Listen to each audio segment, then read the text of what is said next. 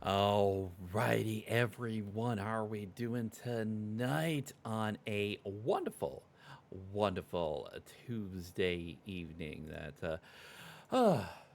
Day off today. It is the first stream of the month of June. There is a lot to look forward to this week. So yeah, looking forward to getting stuff done and getting stuff started tonight. So let's go ahead and get things started.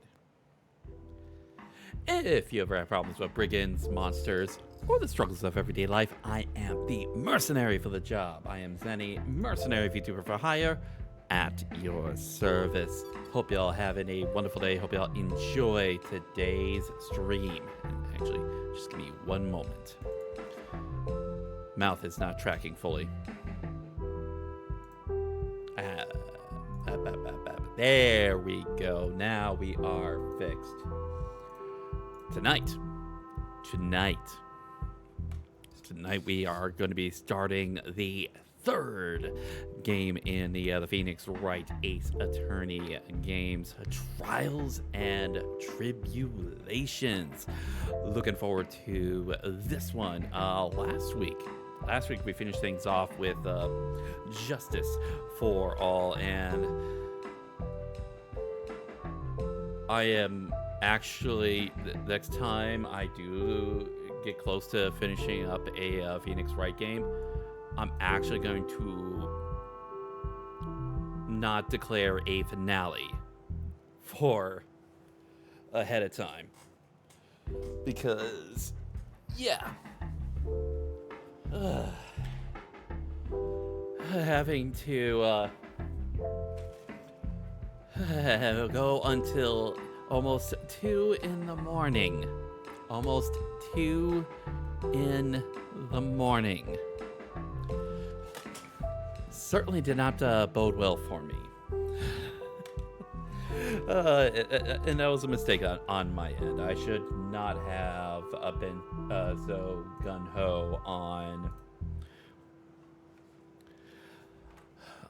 trying to finish up the second game, and yeah, should have actually waited till this week. But hey, we got the game finished up, and we're moving on to the next game in the title. And hello, Anki, how are you doing today? Glad to see you here. Hoping that the niece and nephews were treating you well today, because I believe you were doing some babysitting today. But yeah, hoping that you're having a wonderful day. You noticed that? I actually, why should I? Of course you noticed that. So why should I doubt you on that one? It was a lot of fun. It was a lot of fun. Hey, Rio, how's it going? Thank you very much for the raid. I'll go ahead and get you the shout out here. So just give me one moment. We just started things off, but how are you all doing? So, once again, for all those of you that are coming in with our wonderful friend Rio. If you ever have problems with brigands, monsters, or the struggles of everyday life, I am the mercenary for the job. I am Zenny, mercenary VTuber for hire, at your service. I'm hoping all having a wonderful day and hope you all enjoy today's stream. Yes, I saw that in the video. Well, I should say, I'd say for I will say that a little bit of a thing that ended up happening, a little random thing. Yesterday when I got back from work, I was sort of like hanging out in sort of like my mod voice chat, which I occasionally do whenever either like I am having to cancel a stream because of working late, or whenever I have sort of like the day off from streaming, and just be able to sort of like spend some time with some mods and just being able to just sort of like talk with people. And Nickton gave us a little bit of a heads up on that particular image. It took a while for us to get to that point in Nickton's Mario Kart Gauntlet video, but hey, it was absolutely beautiful image of in Christ we trust. Oh my goodness. So that is so yeah, pretty much that is pretty much been how things have been going lately. Just sort of like relaxing for like the couple days off that I've had, just sort of like getting stuff set up for the week. Spent Sunday, part of Sunday, over at my parents' place, helping them out with stuff. Monday was a long day at work, but as I said, afterwards I was able to just sort of like unwind and just being able to just sort of like but hey, it is what it is. So with that all out of the way, though, let's go ahead and get ourselves started on tonight's game. Once again, we are doing Phoenix Wright Ace Attorney Trials and Tribulations. Yes, we also did have a D&D session on Sunday as well. Also did some grocery shopping, but yeah. So let's go ahead and get ourselves started. And if you guys would like to let us know how you guys are doing today, my mercs out there, that would be very, very much appreciated. So yeah, let's go ahead and get things going. All right.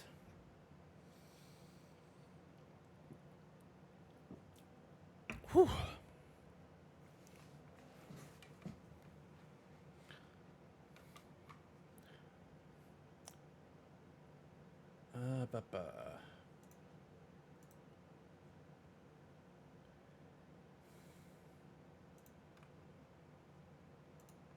All right, let's get right to it. Doing fine, glad to hear it. So, all right, brand new game, Trials and Tribulations. Oh. Turnabout Memories.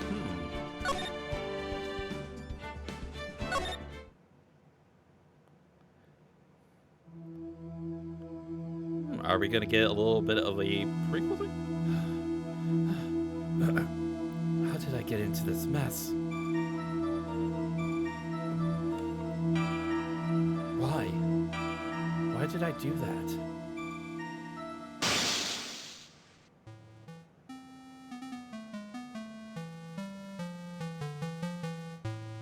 girl, you shouldn't see her anymore. Hey, it's none of your business. I'm telling you for your sake. If you continue to see her, it's going to be bad news. You're lying. Just listen to me. There's something you need to know about that girl. Stop it. Don't talk about her like that.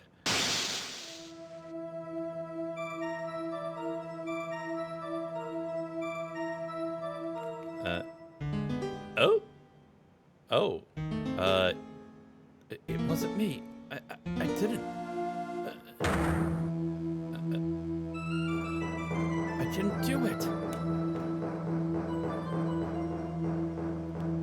Dun, dun, dun. 5 years earlier, Mia Fey's second. Ooh. Okay, so we are getting a little bit of a flashback. So we should probably see some other characters from more notably the first game in the series. So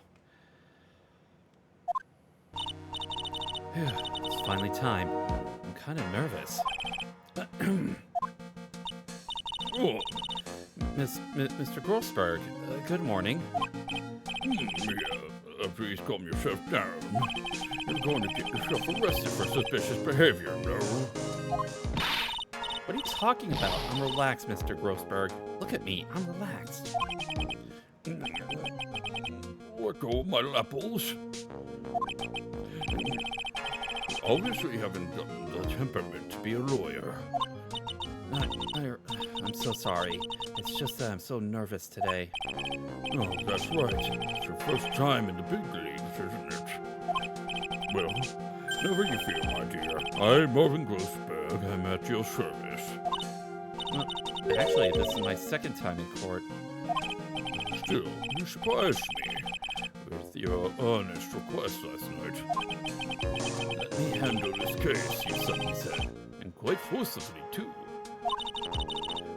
Just found out yesterday about the case, I mean. What? And you already learned all the relevant facts? Well, about that, you see, I mean, of course I have, I think. Oh, dear. In any case, don't let our client see you're so nervous.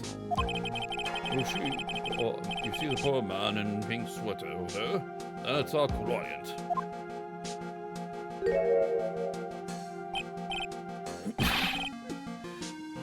Good morning there, everyone.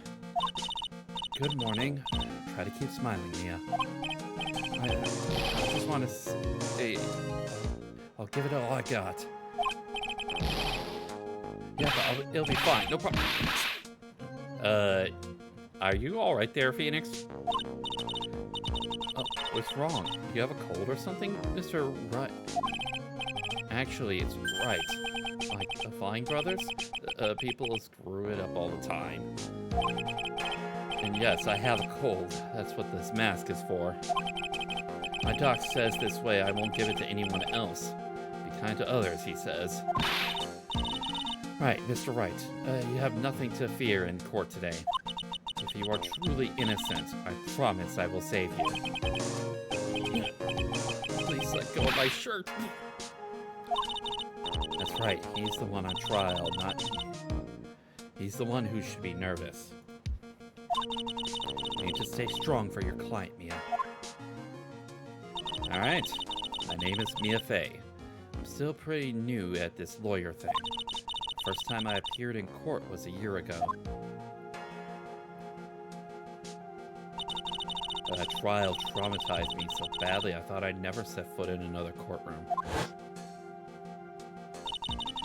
It's been 1 year since then, and well, here I am again. But this time I'm gonna win. For my client, and for myself. Alright, this is gonna be an interesting setup. Alright, obviously this is gonna be functioning like any of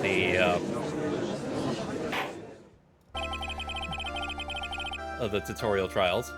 Court is now in session for the trial of Phoenix Wright. The defense is ready, Your Honor. The prosecution is ready, Your Honor. Defense today is Miss Smith Faye, was it? Yes, Your Honor. Is there a problem? I was under the impression that Marvin Grossberg was to be leading the defense. Yes, well, you see, Mr. Grossberg had a bit of an emergency. Emergency? Well, has he got him standing right there? Right next to you? Yes, well, You're just a rookie. Are you sure you can really handle this? don't let him scare you, Mia. Give him your toughest look. Of course, Your Honor. I think. Well, Mr. Payne, your opening statement, please. Well, well, well. I can't believe a veteran like me has to spend his time babysitting the new defense lawyer. Don't worry, little girl. It'll be over it'll all be over soon. What's that all about? Is he trying to trash talk me?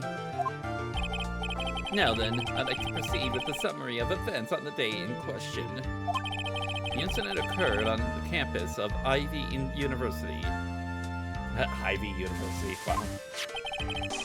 The murder victim was a student named Doug Swallow. Phrasing? Are we just now... have we learned the term phrasing yet? He was a fourth-year student studying pharmacology. Sounds like he was a very bright young man. Yes, well, next we have a photo taken at the scene of the crime. Students discovered the scene shortly after the murder. They found the victim's body. The defendant, who had obviously bungled his getaway, then they called the police.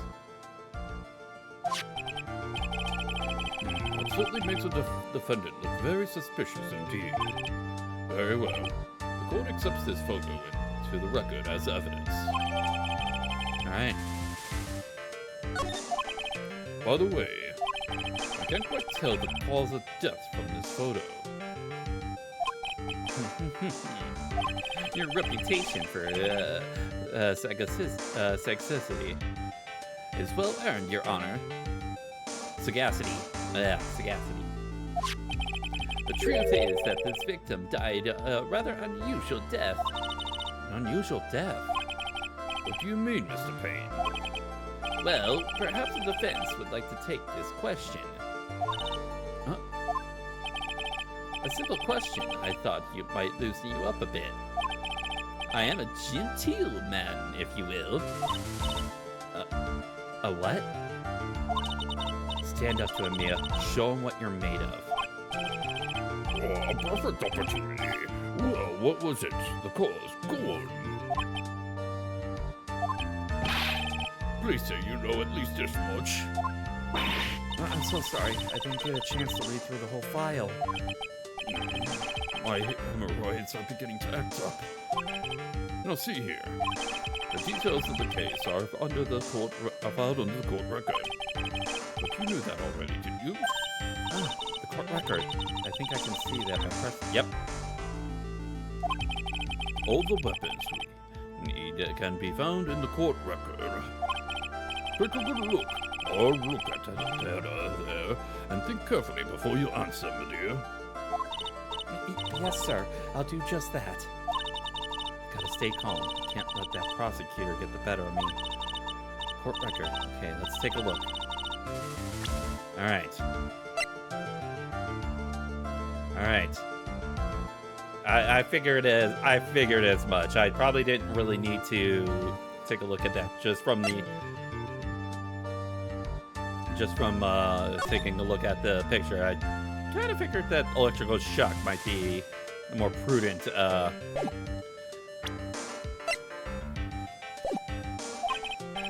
then, with the attorney for the defense, please answer the question. What was the cause of death? electrocution. According to the court record, it was a fatal electrical shock. In other words, electrocution. Electrocution? But how could such a thing happen? Did the murderer use some type of new super powerful stun gun, perhaps? The answer to that will become crystal clear as this trial proceeds, Your Honor. But before that, there is one more vital issue. What's that? Why, motive, of course. Apparently, there was some bad blood between the victim and the defendant. Bad blood? What do you mean? Oopsie, I'm terribly sorry. You're the defense attorney. You must know all about it. I shouldn't be stealing your spotlight like this.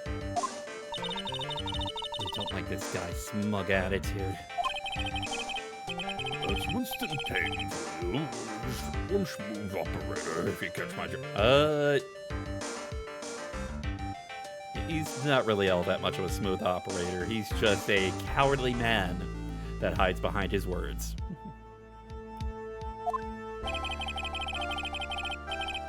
They don't call him the rookie killer for nothing, you know. What, because he can only go against weak competition? Oh, then let's hear from the defense. What was the source of the bad blood between the victim and the defendant? And this time, I would like to see some supporting evidence. Evidence? No need to get all worked up over this. As I said, all of our weapons can be found in the court record. Find the evidence you need and shove it in old Graybeard's face. Yes, sir. Oh, Graybeard's face. Mr. Grossberg, try to set a better example for the young lady. Evidence isn't the only thing in the court record. People's profiles are as well. You can toggle between the profiles and evidence with the R1 buttons, so be sure to go over it all. Now then, let's see what you've got. What was the cause of the bad blood between Phoenix Wright and the victim?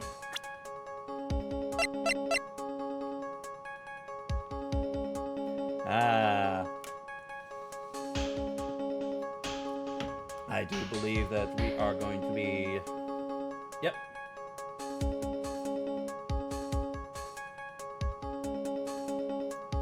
Alright. Yep, let's go ahead and present Phoenix Wright's quote-unquote girlfriend.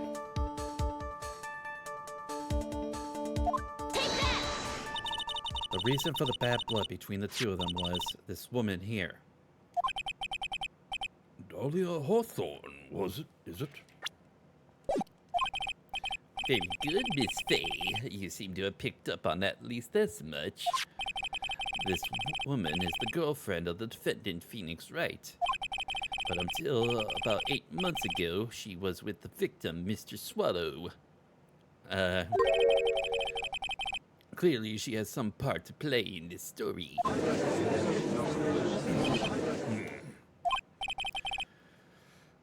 He's done it again. Before the course examination starts, he already got the judge thinking like he wants. Very well, Mr. Payne. Please call your first witness. If it pleases the court, the prosecution would like to call Mr. Phoenix Wright. The defendant himself? Miss Faye? It's fine. After all, Mr. Wright is innocent, right? The defense has no objection. Very well. The court calls Mr. Phoenix Wright to the witness stand.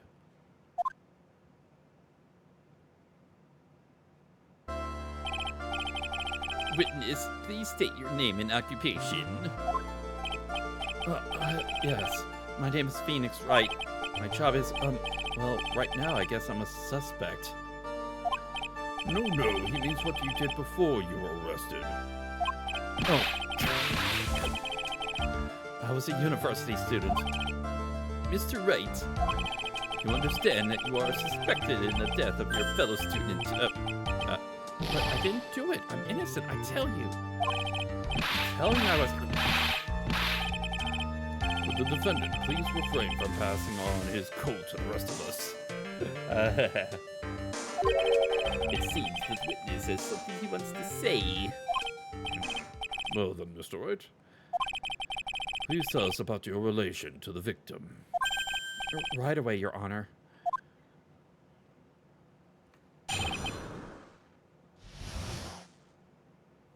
All right.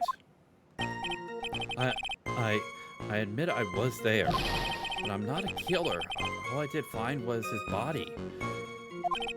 I hardly knew the guy to begin with. Never even talked to that stuck-up British wannabe. Not doing a very good job of painting yourself as an innocent person using some of the... Just stay 6 feet away from it. Social distancing, everyone. Social distancing. Have we not learned everything that we needed to know 5 years ago? Right. Like I said, I'm not a killer. It looks like the judge understands. You're being naive, you know. Too naive.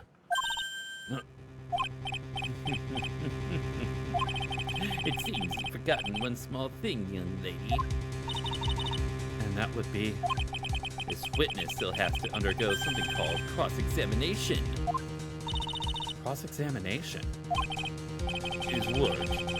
It's the defense's duty to carry out the cross-examination. The purpose is to determine if a witness's testimony contains any contradictions. Contradictions?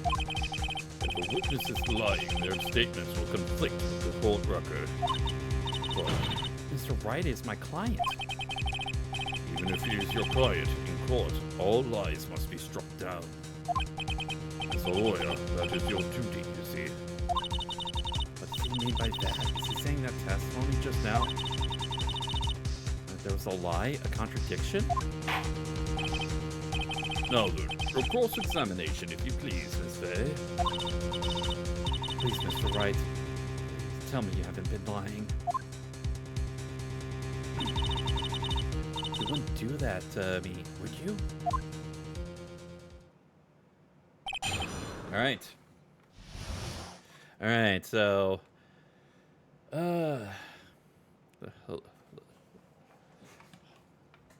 looks like for the first... Looks like we're gonna press one of the statements, and looks like we're gonna be presenting at least a little bit of evidence. So, I admit I was okay. So,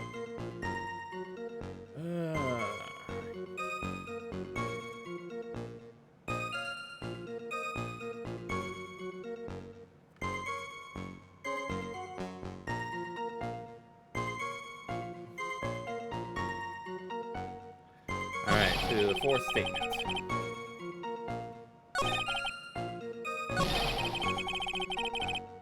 Okay, we're gonna press this statement. Mr. Wright, you stated the following in your testimony. I hardly knew the guy to begin with. That's right. I mean, why would I even... That doesn't sound right. If you hardly knew him, then why would you say that victim was a stuck-up British wannabe?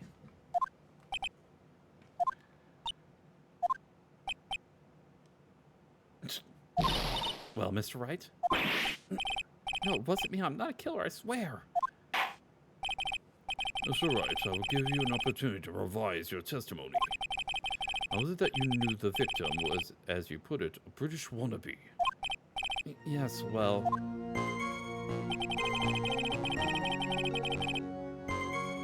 He was always walking around with a huge Union Jack on the back of his shirt.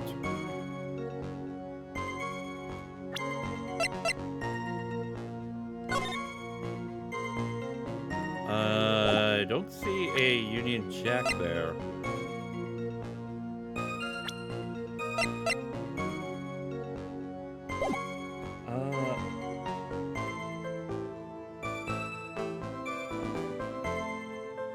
Yeah, we're gonna... Objection! Are you certain you saw the Union Jack? Yeah, I'm sure. It was right there on his back. Miss Fay, is there some point to this line of questioning? Your Honor, please take another look at the crime scene photo. As you can see, there's absolutely nothing on the victim's back. Hey, wait a minute. He's wearing a leather jacket. The Union Jack was on the back of the t-shirt he was wearing. I was under the impression that you accidentally came across the body. But if that was really the case, then you wouldn't know that, would you? You have no idea at all what he was wearing underneath that jacket. Mr. Wright? You've been lying to me. Forgive me. Yeah, you made a cry. That P on his dress doesn't sound for Phoenix anyway. Oh, sorry. Let him. That P on his chest doesn't stand for Phoenix anyway. Can't believe I trusted him. Mr. Wright was all wrong.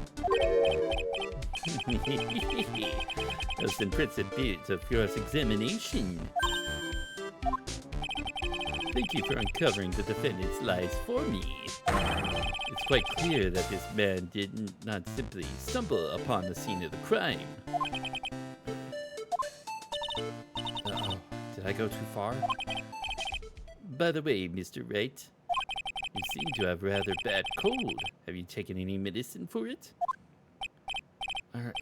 Yeah, I took some, but was the medicine that you took an over-the-counter brand called Cold Killer X? Yeah, that's right. It kills colds good. Hey, wait a second. How did you know I'm a big fan of Cold Killer X? Would you happen to have this medicine with you right now? Well, actually, I seem to have lost it somewhere. Oh, crud, he's about to present it as evidence. Mr. Wright, shall I tell you where your cold medicine is right now? Your Honor, I'd like you to take a look at another photo from the crime scene. What's this? In the victim's hand, it's Cold Killer X. Objection! Yes, but even I've got a bottle of Cold Killer X in my apartment. Objection! I'm sorry, but I'm afraid that argument won't work. There's no doubt as to who this bottle of Cold Killer X belongs to. Especially since Mr. Wright's fingerprints are all over it.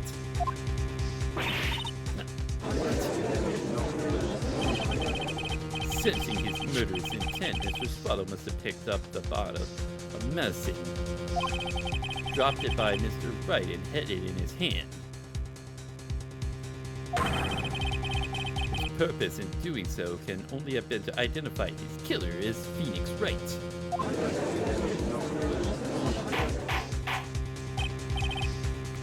Order in the court.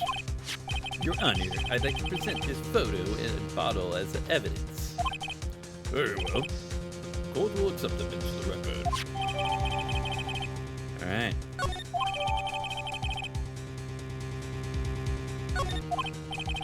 Also, the victim's wristwatch was broken.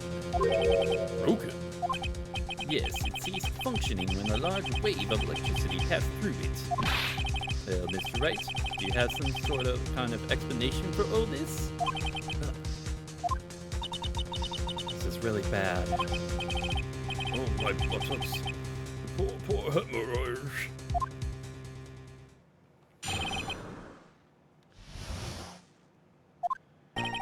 The truth is, I went because he called me. He was in the pharmacology department, so we agreed to meet at 2:45 behind that building. We talked for a bit, and then around 3 we split up. Then later, when I went back, I found him lying there.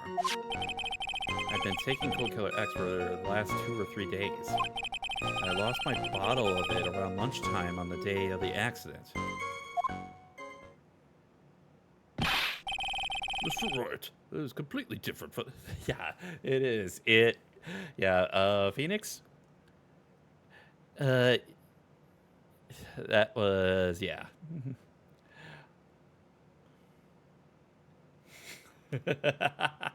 but Cruz called you. You lost your pompadour privileges. I think honestly, the Boulder head that he gets in the other games, since this is sort of like a prequel trial to the first game. Yeah, the Boulder head suits him better. I'll talk about Mr. Payne, the prosecutor here. I'm sorry, Your Honor. I was afraid you wouldn't believe the truth. You'll forgive me if I say I hardly find your current testimony any more credible. Miss Fay, please begin your cross-examination. Oh, please, Miss Wright, don't tell any more lies. All right.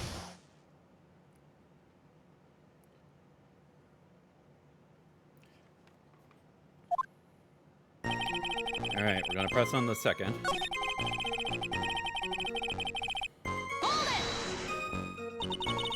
Was it Mr. Swallow who indicated you should meet at 2:45? Yeah, and we were both there right on time. So the victim was in the pharmacology department, correct? Yeah, he was studying how to manufacture and improve pharmaceuticals. Everyone called him the alchemist of IVU. An alchemist, I see. I gotta admit, I was a little suspicious. He had a whole laboratory and everything. It was filled with chemicals and strange machines that run on high voltage electricity. Oh, how fascinating. Sounds like he was quite an ambitious young man. What do I do? I should ask him for more details. All right?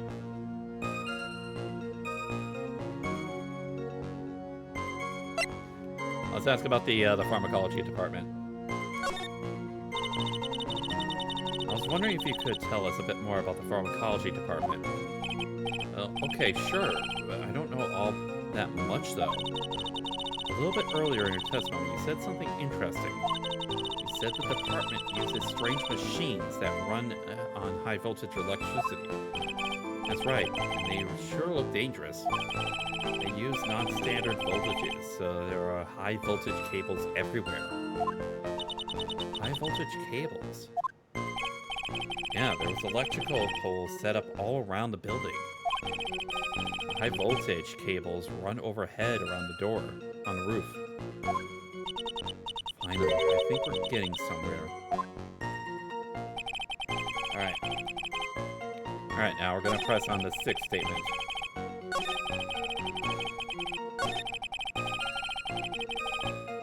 Alright, we're gonna press this one. On the day of the incident, what did you do for lunch? Huh? What does that have to do with anything? You can never be too sure. I always eat with Dolly, just the two of us. Dolly's homemade lunches are just the greatest. Her mini omelets are magically delicious. Why did you punch me in the jaw? Oh, I'm sorry. I just felt like hurting someone all of a sudden.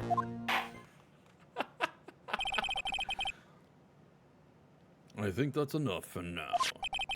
So the defendant and the victim met approximately at the time of his death. Then the defendant returned to the scene for some unknown reason. I'm not entirely convinced by his explanation about the medicine bottle either. Let me be frank here, Mr. Wright. Your testimony cannot be trusted. What do you mean? I knew it was too much work for a little girl. However, there is one mystery that still remains. There is, Your Honor. How the murder was carried out, of course. Just how was the victim electrocuted? I don't believe the murder weapon has been produced yet, correct? Well, that is, you are correct, Your Honor. So how exactly was Mr. Well, we had said before, electricity, so in the picture. If I could somehow establish how it was done, maybe I could still come out of this mess smelling like a rose. All right. All right, we're gonna establish it.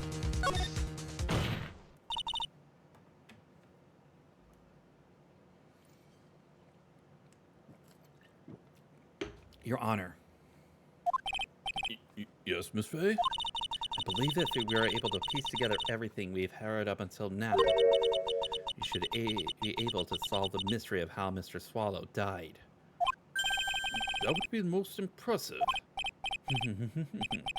Quite the brash statement coming from a rookie.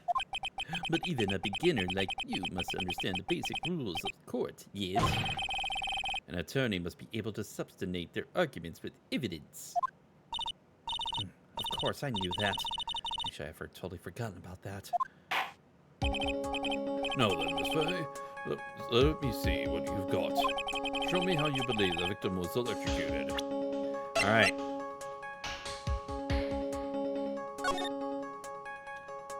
All right.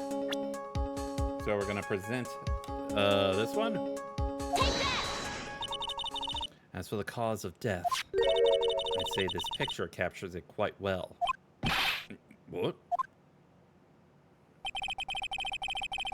There's nothing that even remotely resembles a murder weapon here. I'm afraid the defense is going to have to explain this in a bit more detail. Say, where exactly in this photo is the murder weapon? This thing right here. Take that! Oh, naturally, it's right here. That's... What is that? A severed electrical cable, I believe, Your Honor. Remember the testimony we've heard? The machines that the pharmacology students use in their experiments require high voltage. And because of that, there are special high voltage cables strung up everywhere. So then, the high voltage cable. Yes, the high voltage cable is the cause of death. That is the most likely explanation. That certainly sounds plausible. Well, Mr. Payne, what do you have to say about this? Well, I believe some praise is in order. Don't toy with me, old man. Now, the victim's cause of death may have indeed been a high voltage cable. However, I want you to think about what that really implies. The only one who could have had the opportunity to use the cable as a murder weapon was the defendant. That much is certainly true. Yes, and that's not all. We have proof. Irrefutable proof that will establish that Mr. Wright was the murderer. You do? Well, what is it? His fingerprints. Fingerprints? You mean the one that the defendant's fingerprints were on something besides the medicine bottle? Let's take another look at the crime scene photo. As you can see, the victim is wearing a leather jacket. As you may know, leather holds fingerprints quite well. I mean, Yes, it was quite clearly imprinted on the chest of the area of the victim's jacket. The palm print of the defendant's very own hand.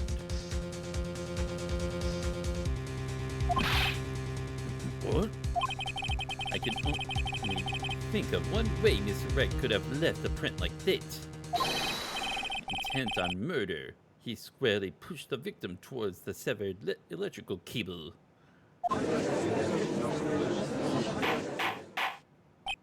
Order. That is enough.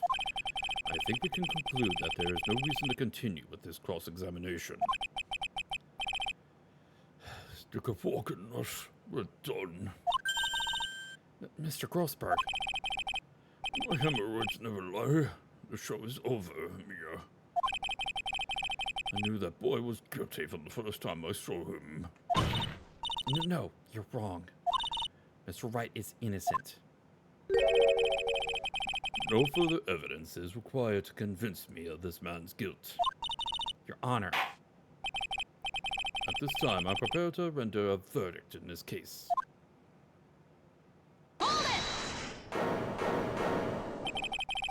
Do you have something further to add, Miss Fay? Is this what you want, Mr. Wright? You still haven't told us the truth, the whole truth. If you don't say something now, the judge is going to hand down his verdict. But I can't. I just can't say it. If I told you what really happened, then I'd be... It's okay, Mr. Wright. I'm your attorney. You can trust me. Miss Fay. No matter what it is you have to say, I believe in you and I will represent you to the very end. We've already established the defendant's guilt. There's no further need for him to say anything. Wait a minute. Mr. Wright. I'll tell you what really happened. But I've already told you, Mr. Wright, there's no need for further. I did it. I admit it, I pushed him. It's my fault. My fault that Doug Swallow is dead.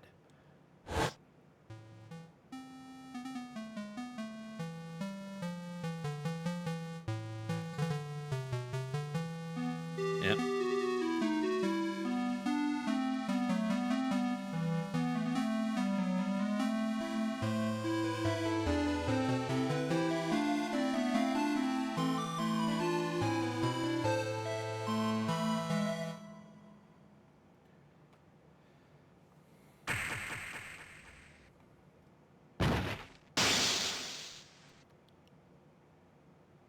Oh.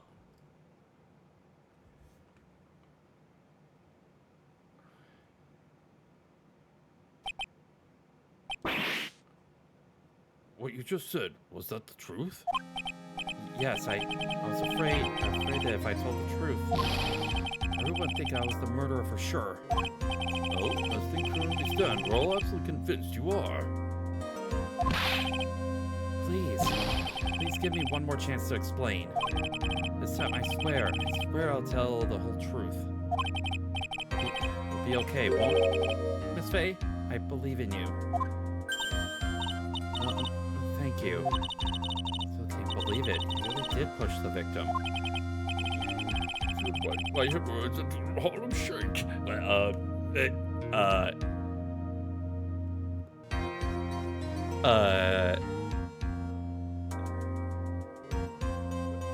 I do not want to see that mental image.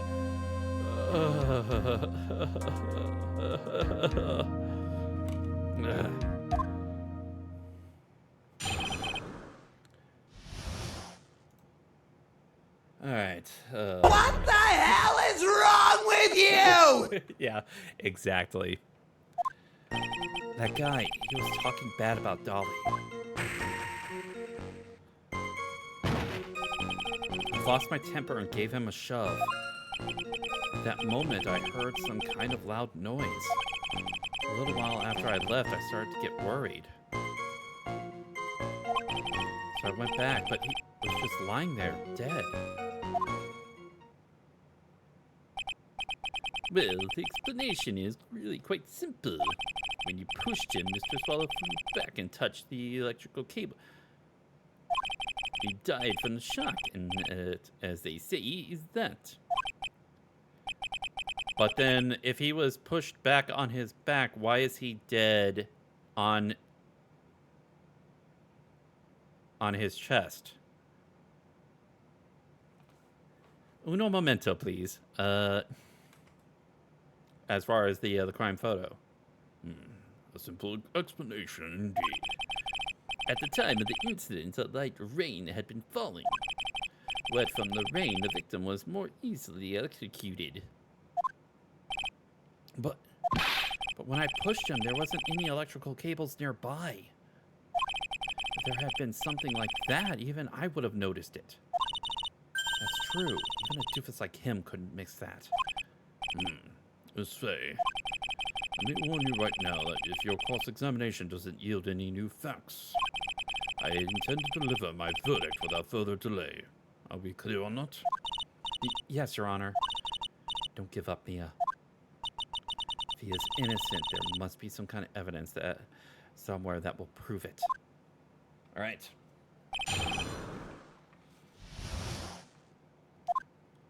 All right, so. Ba-ba-ba.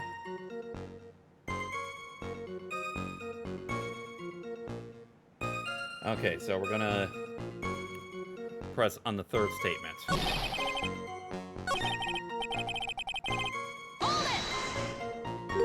A loud noise. And what would you say that loud noise was, Mr. Wright? I'm not sure, but it was really loud.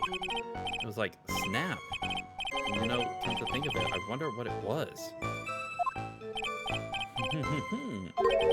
Clearly, Your Honor, it was the sound of the victim being electrocuted. Objection! You're not qualified to decide that. What should I do? I'm treading on some dangerous ground here. We will ask for more details. Mr. Wright, that loud noise you heard may be extremely important. So try to remember what it was. How do I put it? It was like a sharp crack. Could it have been? Yes? Could it have been? Hurry up and tell us. When I pushed him, he dropped the umbrella he was holding.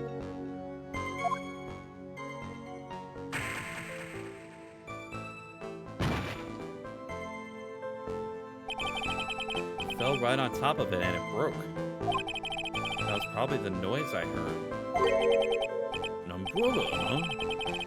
And did that umbrella belong to the victim? Yeah, it was a plastic umbrella, cheap and frail. Kind of like the owner. Oh, wow. And again, I wish I had any kind of umbrella. I was totally soaked to the bone. Miss Faye, what do you think? Is there something important in that testimony just now? Well, yes, of course it's important. Sit, Mia. The new information you've been waiting for. Of course it's important. No, this cheap umbrella is more than important. It's vital. I want to officially have it entered into the testimony. How perfectly fitting. Flimsy information for a flimsy warrior. The court agrees to the defense's request. Witness, please add the bit about the cheap umbrella to your testimony.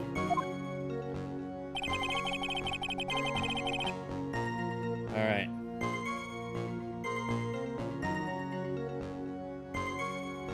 Time to present. Objection! Why didn't you testify about the umbrella from the very beginning? Come on, if I had mentioned that, I would have been able to counter the prosecution's arguments earlier. What do you mean by that? Take another look at the crime scene photo. According to Mr. Wright, the victim fell on top of his umbrella. However, if you look closely, the umbrella is nowhere near the victim. Actually, it's by the electrical pole. You're absolutely right. The conclusion here is obvious. After the defendant left, the victim moved from where he fell. In other words, after he was pushed by the defendant, Mr. Swallow was still alive.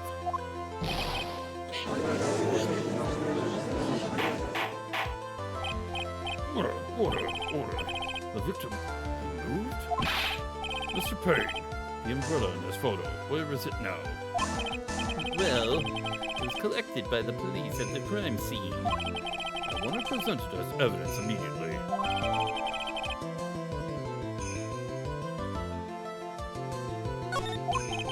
But the umbrella could have just simply been blown there by the wind. Objection!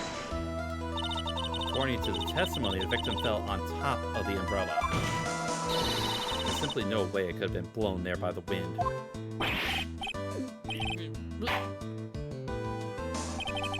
know this matter of the umbrella seems relatively trivial, but as long as the smallest doubt remains, I cannot render a final judgment.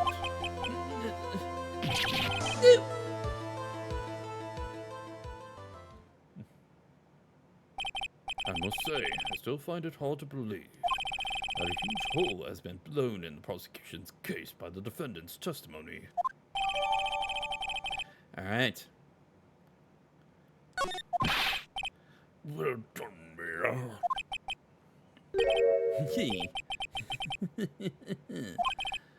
Mr. Payne, what are you chuckling about? Pardon me, Your Honor. It seems I was expecting too much of a free ride. I was foolish to think I could establish guilt through cross-examination alone. I'm afraid I don't follow on what you're saying. Let me guess. You have another witness? Exactly. And this witness' testimony will be incontrovertible. So, who is this witness? Miss Dahlia Hawthorne. Dahlia Hawthorne? You don't mean Dolly? I do, Your Honor.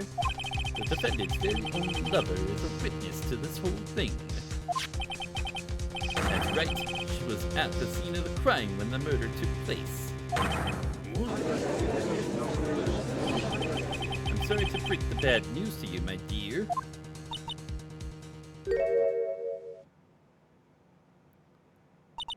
Bad news? You couldn't be more wrong. Actually, I've been waiting for this. You can't be serious. What do you mean by that? I think this is a good point for us to stop at. The court will now enter a 20-minute recess. Afterwards, we will listen to the testimony of Miss Dahlia Hawthorne. All right.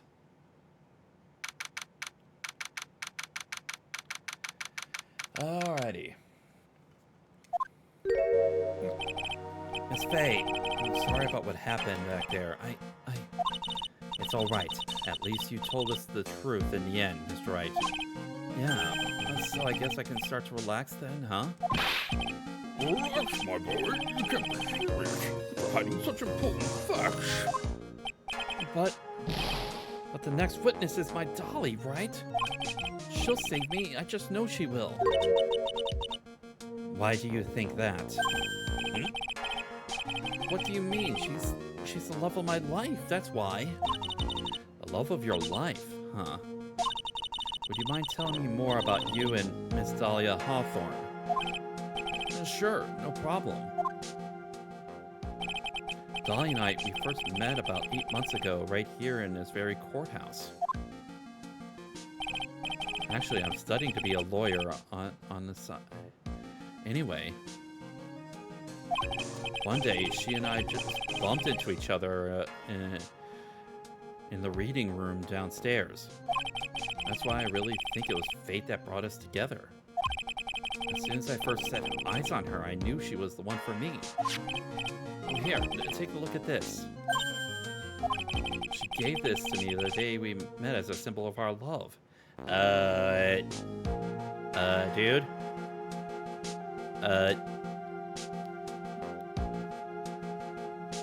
If someone is giving you presents as a symbol of love on the very first day that you met,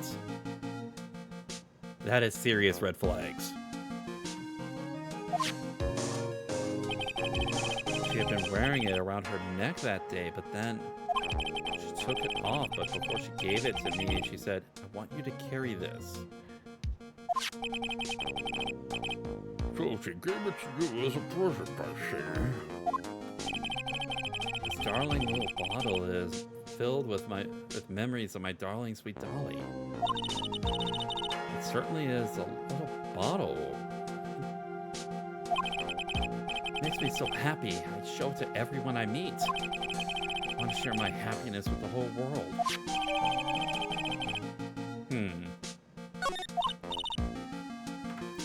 Anyway, so after that, you and Miss Hawthorne started dating? Yeah, but she's so shy. Every time I see her, she always says the same thing to me.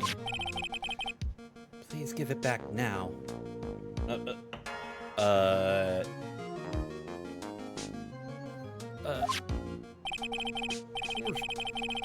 What a strange girl asking for a present back like that.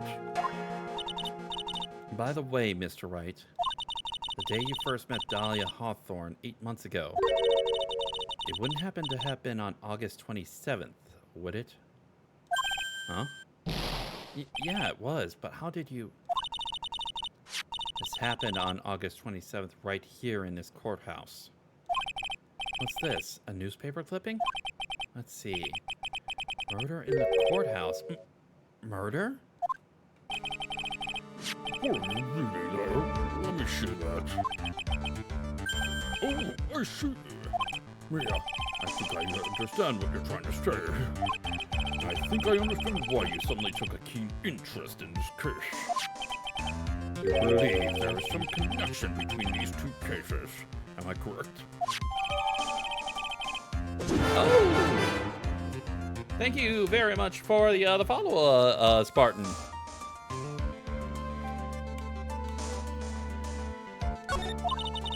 I hope you don't mind, Mr. Grossberg. I need to finish this myself. Oh, yes, but I'm afraid what you have will not be enough, my dear. I'll go and have a look in the downstairs reading room and see what else I can find. Thank you.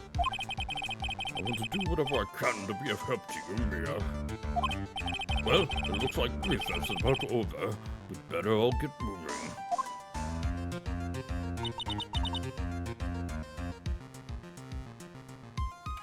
I guess so. That recess sure seemed longer than 20 minutes, though. Yeah, now we are now up to 717 followers, so thank you very much for the support, Spartan. All right.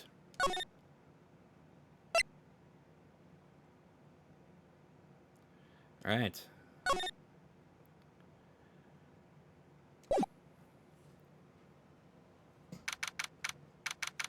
All right.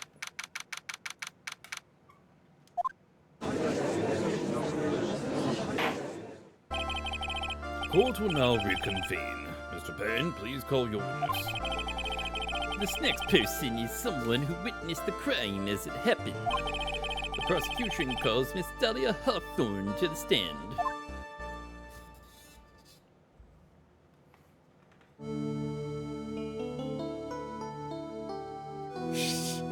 Oh my goodness. I cannot wait to absolutely break that serene, innocent, peaceful look to her. What is with this stiff silence? In my long career as a judge, I've been deceived by many witnesses.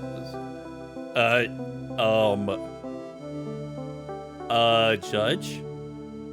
Is that something that you should be admitting?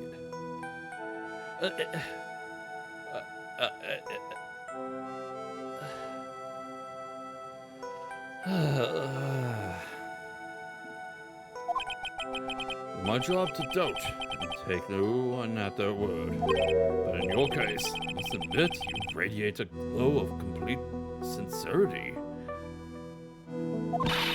Can't believe he actually said that. Now then, witness, could you please state your full name? Don't worry, sweetie. There's no need to be nervous. If anyone says anything rude, you can be sure I'll cut them down to size. And I'll bust them with my gavel. I love how they look straight at me when they say that. Thank you for calming my nerves. You're all so nice. I almost feel right at home. Not at all. It was nothing. If we may move on now, what is your full name and occupation? My name is Dahlia Hawthorne.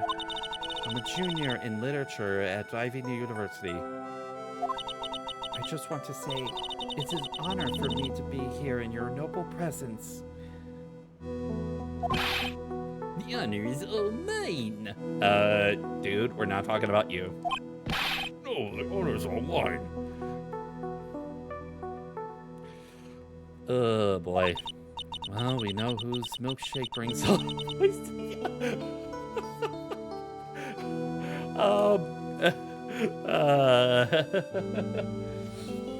Wow. Sir? Is there something I can help you with? Just go on and say whatever's on your mind. I'm sure there must be some kind of mistake. Feeny wouldn't kill anyone. I just know it. Yes, I can see why you'd say that. She's gonna be a tough witness, all right. Only took her 12 seconds to wrap them all around her little finger. Now then, please proceed with your testimony. Let's hear about what you have witnessed on the day of the incident, if you please. All right. I had been planning on going back to Feeney's place after the class was over. Feeny and Dougie, they were talking behind the building. And suddenly, Dougie got all wobbly and just collapsed. That's when Feeny noticed that I was there. They went to go and find some other students, and they called the authorities.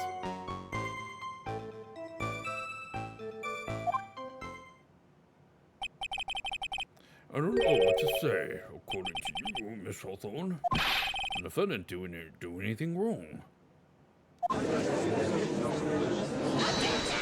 He might be guilty of assault, if that is anything. But, Young lady, as old as I am, even I recall how hot the flames of a young passion can burn. Nevertheless, it is my job to discover the truth. Please tell us the truth. but I would never. That's more than enough, witness. I won't allow this continue. What do you mean by that? Please, just let me proceed with my cross-examination, Your Honor. I, for one, don't plan to win my case on a bunch of paper-thin lies. You haven't changed a bit, Mia Fey. What's this? So you two are acquainted? Yes, we've met before, once. In any case, Miss Fay, the floor is all yours. It's good to see you again, Madam Fay. Madam. I'm no one's grandma yet, girly. All right.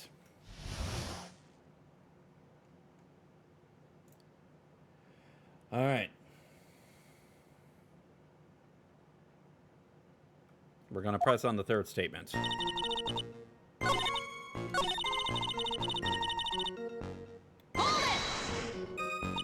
Are you saying that the victim just collapsed on his own? Yes.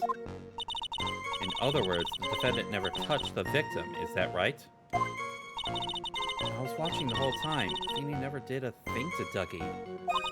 If I press her for no good reason, I just know the judge will get angry with me. What should I do about her testimony just now?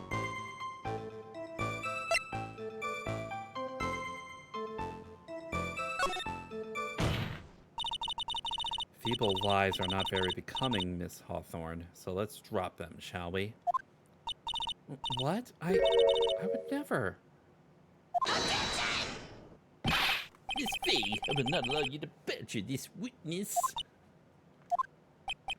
I believe the defense is engaged in a fishing expedition. That is, she has no supporting.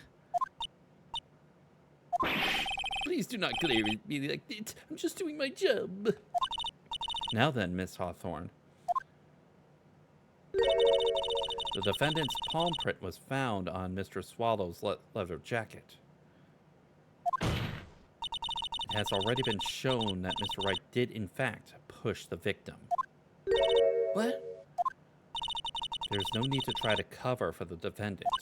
it would be much better if you came out and told us the whole truth. There's nothing to worry about, young lady. Just tell us everything that you saw.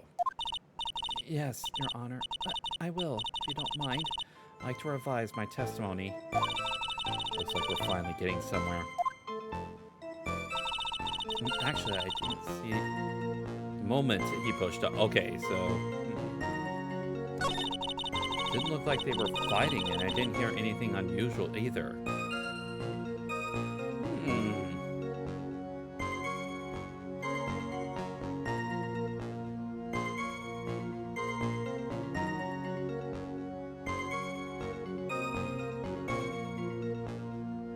Alright. Yep, he heard a sound, so we're going to present his testimony. Objection! You say you didn't hear anything unusual? Is that correct? Yes, that's why I was very relaxed looking at the scenery around me. That's nice, but I'd find that up just a little odd. I have here the testimony of your boyfriend, Mr. Phoenix Wright. He clearly testified to the effect that when he pushed the victim, he heard a sharp, loud noise. He said that? If you were really that close to the two of them, why didn't you hear the noise as well?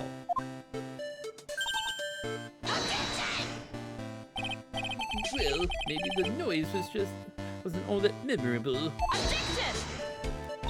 But according to Mr. Wright's testimony, it was a sharp noise like a snap. There's no way a noise like that could fail to make an impression.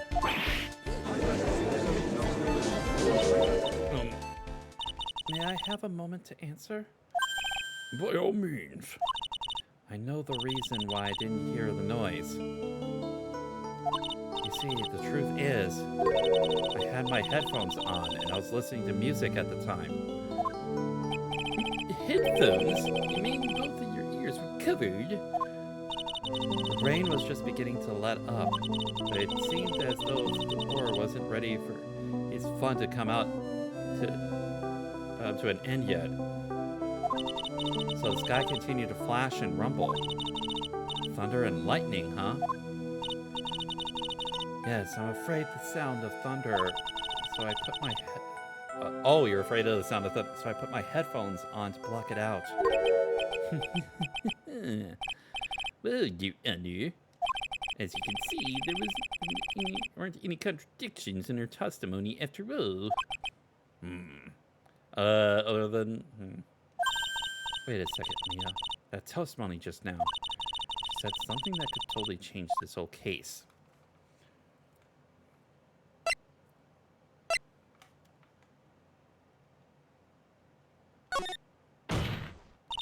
Your Honor, there is a problem with the witness's testimony. What do you mean? Didn't you notice? She said there was lightning, correct? Yes, what about it? Well, lightning is actually a large discharge of electricity in the atmosphere. Am I right? Now's not the time for a science lesson, Miss Faye. Yes, Your Honor. Anyway, since the cause of death was electrocution, isn't it possible that the victim died from being hit by a bolt of lightning? I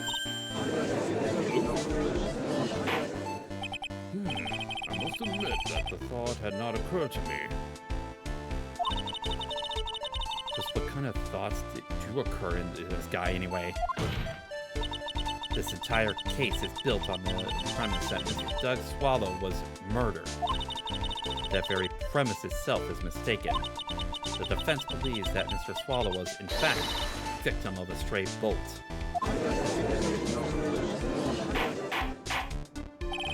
It appears the defense may be onto something.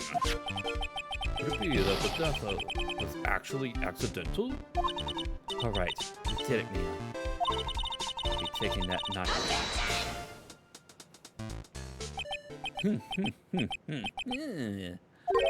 I'm hurt that you have such a low opinion of me, Miss Faye. I'm not a fool, you know. The prosecution has done its research, Your Honor. We found that there were no lightning strikes on that day at that location. What's more, we have evidence that the electric cable is definitely linked to this case. Evidence, Mr. Fay. Well, what is this evidence? It's affidavit. Who is that affidavit from?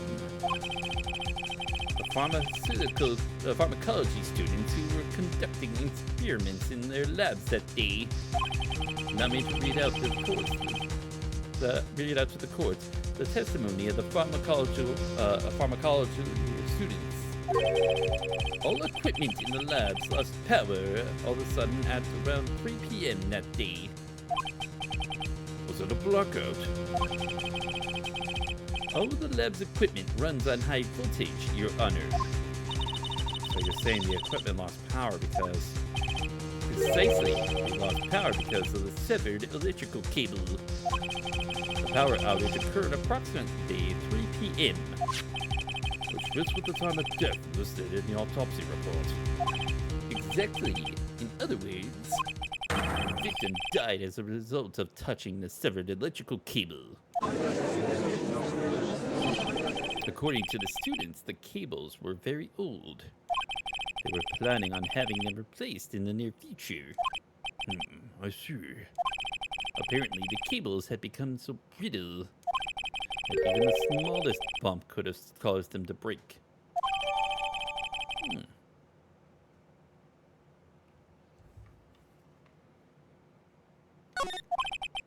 However, there is one thing that troubles me. If the cable could have been broken by any small bump, then it wouldn't have snapped if it had been bumped into, correct? Well, I suppose you could say that. Miss Fay, do you have any thoughts regarding to the cause of the severed cable? Your Honor?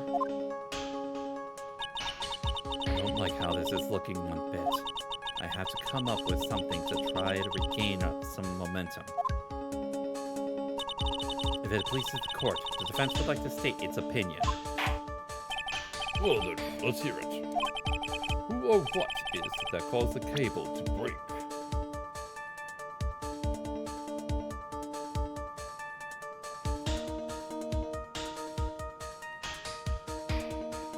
All right.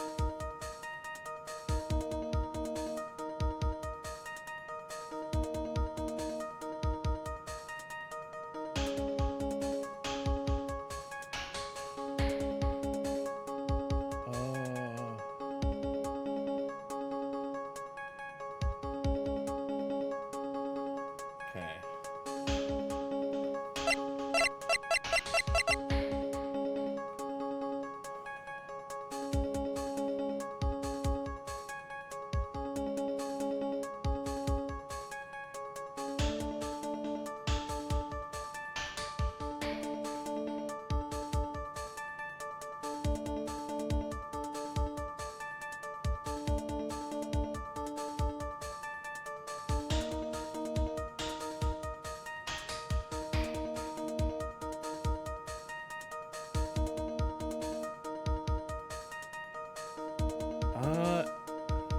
Hold up.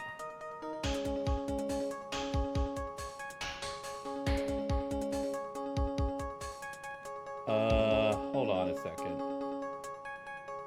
Not sure if this guy that I've got here is...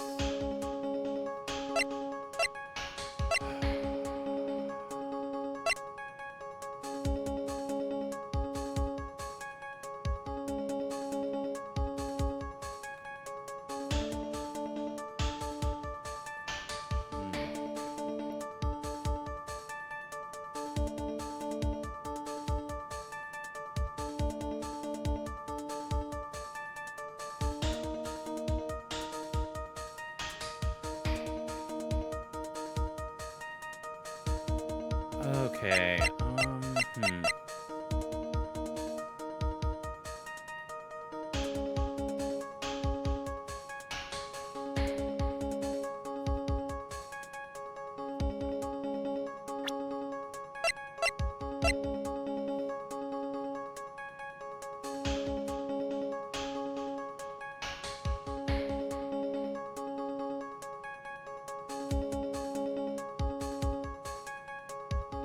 Okay.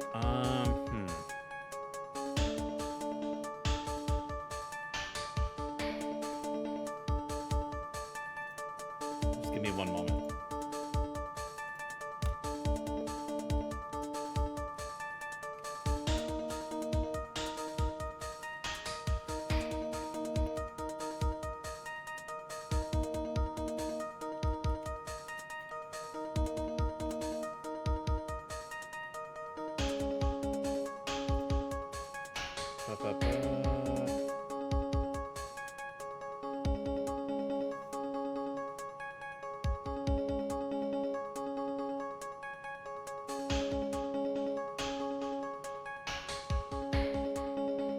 Okay, so apparently, Your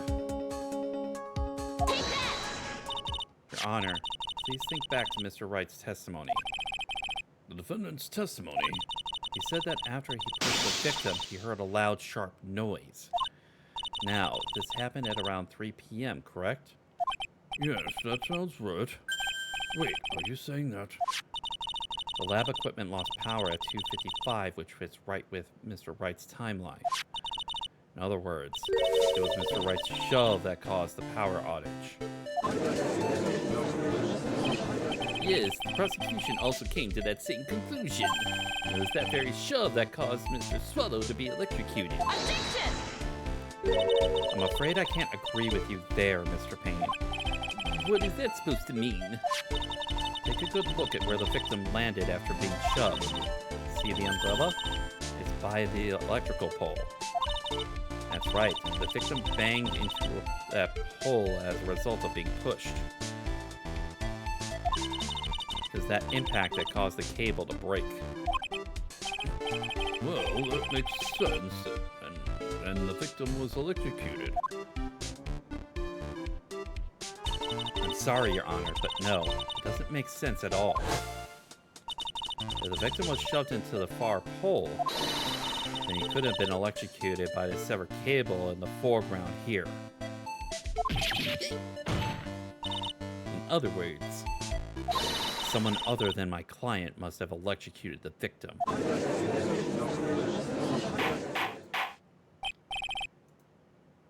Order in the court. The lamentations of my enemy. How I've longed to hear them. It's true. The defense is absolutely correct. There doesn't seem to be any way the defendant could have... Mr. Judge, sir? May I say something?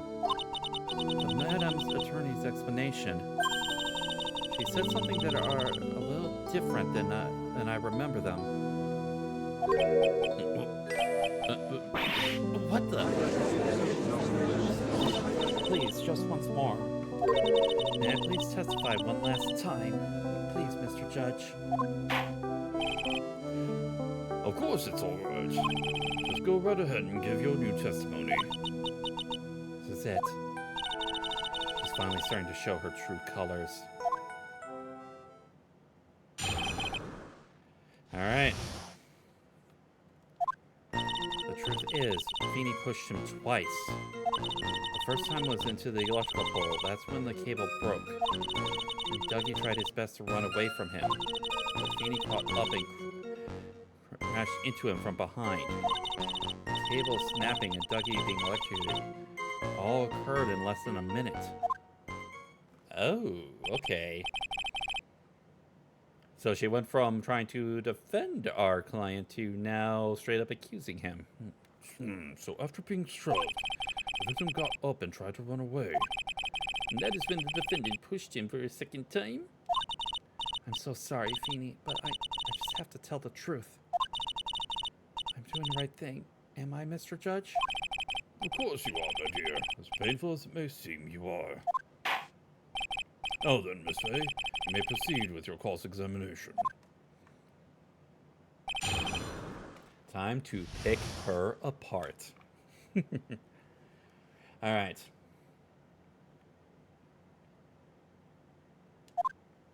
You gotta press this. Miss Hawthorne, previously in your testimony you said the following, which I didn't see the moment he pushed Judge. I know. I'm sorry. I wanted to protect Feeney. that's why you basically lied to the court? I was a bad girl, I know. Mr. Judge, Yes? would you please forgive little old me? Of course he won't. That's what you call perjury. Oh, come on. Just a little white lie. Everyone's guilty of perjury in these games. We'll forget it this time, but please be more careful from now on, alright? Oh, thank you so much, Mr. Judge. Not at all. The judge had better be more careful himself. Dark Alley is friendlier than that girl. Alright. Yep, there we go. We got the achievement.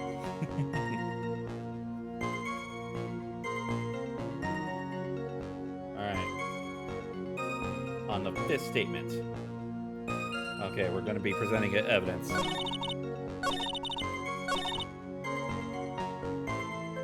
Alright.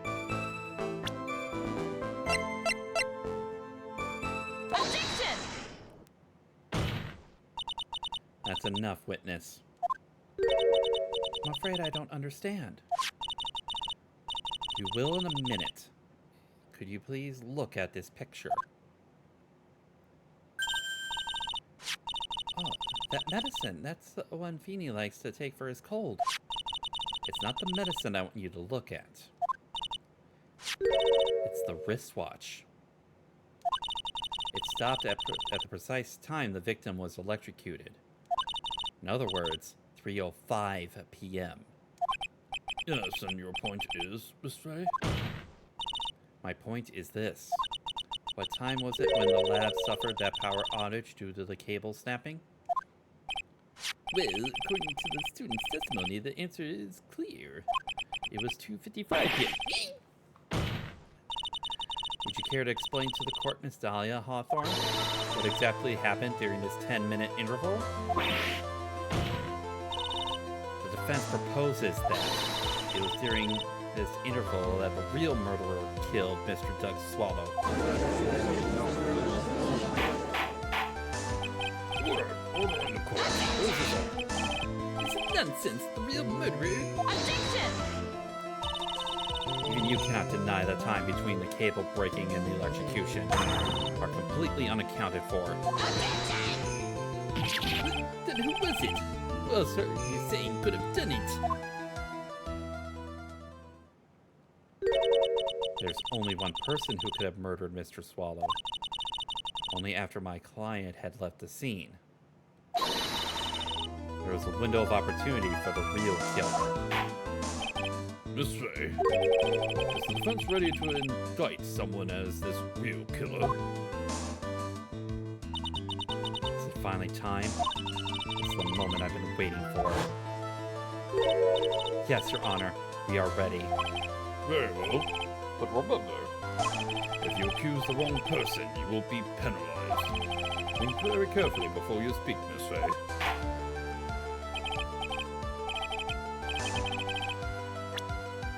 Who was the real killer?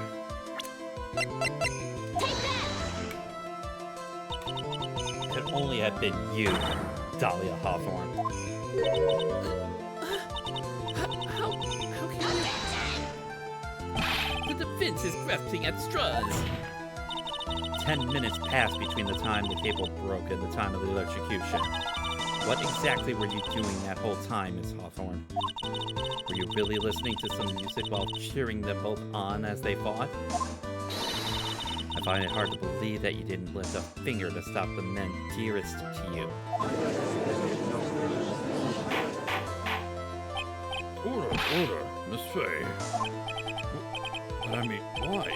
That is to say, Miss Hawthorne, I believe you did witness the two men fighting on that day. However, after Mr. Wright pushed the victim and subsequently left the scene, it is you who pushed Mr. Swallow to his death by your very own hands.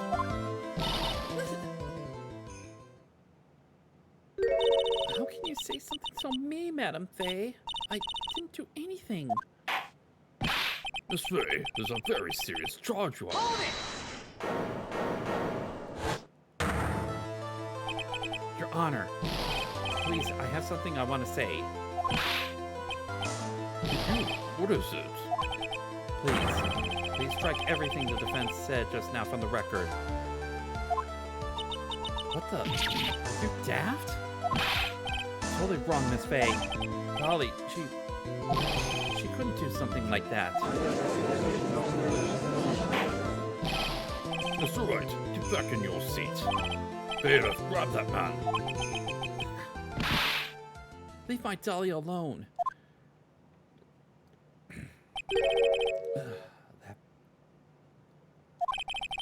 That boy has gotten himself way over his head. Oh, Mr. Grossberg, you're back. It seems I've arrived just in the nick of time. I found the police report on that incident in your newspaper clipping. Thank you so much. That's exactly what I was hoping for. You better take a good look at it. It details how you came to lose your boyfriend. Oh. Now then, the defense has made a very serious accusation.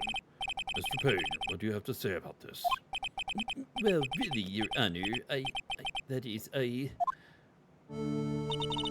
May I interrupt you for just a moment, Mr. Prosecutor? Don't you worry, my dear. I have this situation well in hand. That is, go right ahead. Madam Faye, are you seriously accusing me of killing my sweetie Dougie? Yes, I am. Not only am I saying you murdered Doug Swallow, but you also tried to pin the whole thing on your current lover, Phoenix Wright. I told you that you should let me handle this. Sorry, please go ahead. How can you say that? I'm absolutely devoted to my dear Feeny. The notion I would try to frame him is ludicrous. It's all just too much for poor little me to bear. I believe the girl was trying to ask what on earth her motive would be. The answer to that lies somewhere in this police report. I must. 8 months ago, an incident occurred in the basement cafeteria of this building. And then, that same day, the two of them accidentally meet. Your Honor, the defense requests a further testimony from Miss Dahlia Hawthorne. Further testimony? What about? About the events of the day that when she first met the defendant, Mr. Phoenix Wright. What could that possibly have to do with this case? Objection! The witness claims that she had no reason to frame the defendant. Am I correct? Well, I have evidence that suggests that she, in fact, had a very good reason. Very well, then. The court grants the defense requests. Young lady, would you mind staying on for just a bit longer? Of course not, Mr. Judge. Get ready for the battle of your life, Dahlia Hawthorne.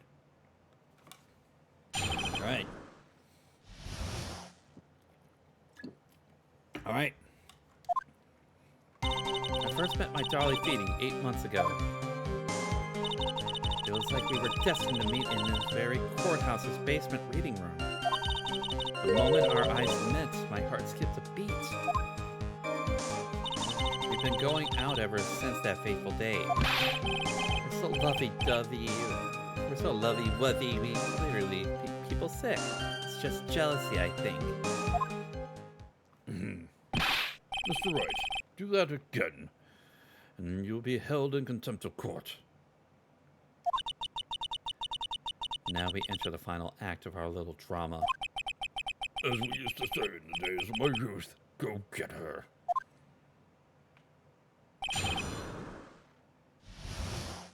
All right. We'll press the first... no, wait. Reading the previous set. All right, we're going to press on the second statement.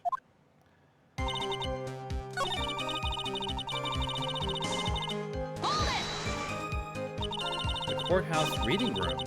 Well, that's a strange place to meet the love of your life. That's That's not true, Madame Faye. After all, Feeney was not only an art student, but he was also planning on becoming a lawyer. I'm not talking about him. I'm talking about you, Miss Hawthorne. What was a literature student like you doing in a courthouse reading room? This line of questioning is a waste of time. It has nothing to do with our murder case. Miss Faye, I am warning you. This has nothing to do with Miss Swallow's case. I have to remember the judge is on Dahlia's side. Better tread carefully. Alright.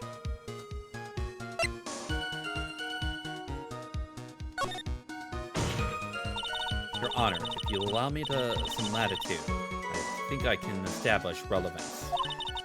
Please ask her to continue on with her testimony. Very well. Young lady, I've got a simple question for you. What were you doing downstairs in the courtroom, reading room? If it pleases Your Honor, the answer is simply this.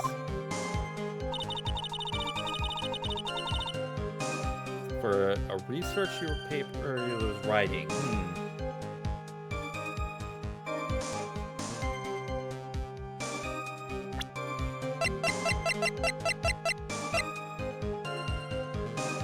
Objection! Miss Hawthorne, you weren't here because of your research paper, were you? Didn't you actually come here for a much more important reason? What is the meaning of that cocky smile on your face, Miss Faye? 8 months ago, right here in this very courthouse, there was another tragedy. Another tragedy? You mean the incident when which Attorney was poisoned?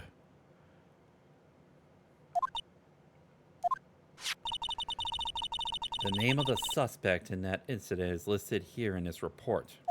And that name is Dahlia Hawthorne. What?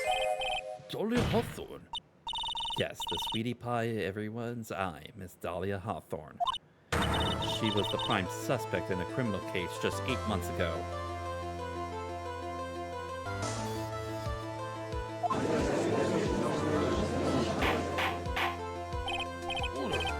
Order. This is unbelievable. It's true then. Miss Faye, that's not fair. You can't slander my witness with... Winston Payne would not allow it. Mr. Prosecutor, I believe I was speaking. Pardon me, go right ahead. It's true that about 8 months ago, the police expressed some interest in me. Express some interest, Mr. Judge, sir, I know I'm under oath, so I'll tell you the absolute truth. I did not commit the crime that occurred during that incident 8 months ago. I see. Okay, I tied the two crimes together. And I've just got to stay on the offensive.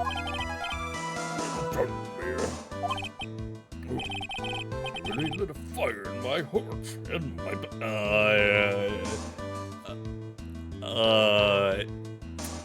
Moving on. I can hardly tell which is more flame, my spirit or my... No. Mr. Grossberg. I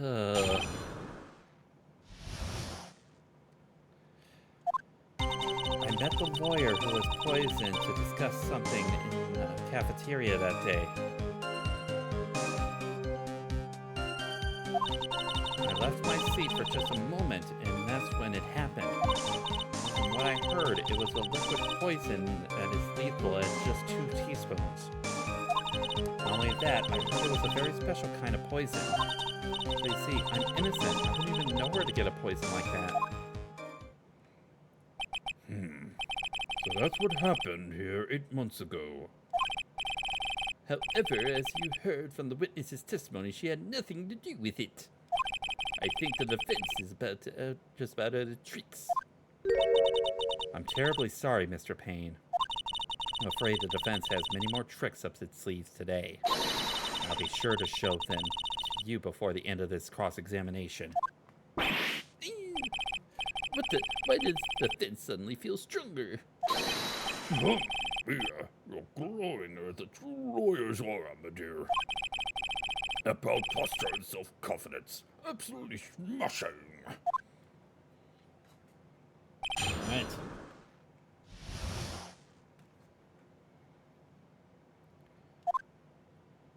All right.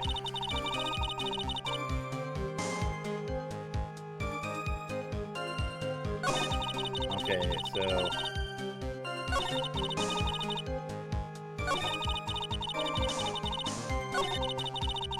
all right.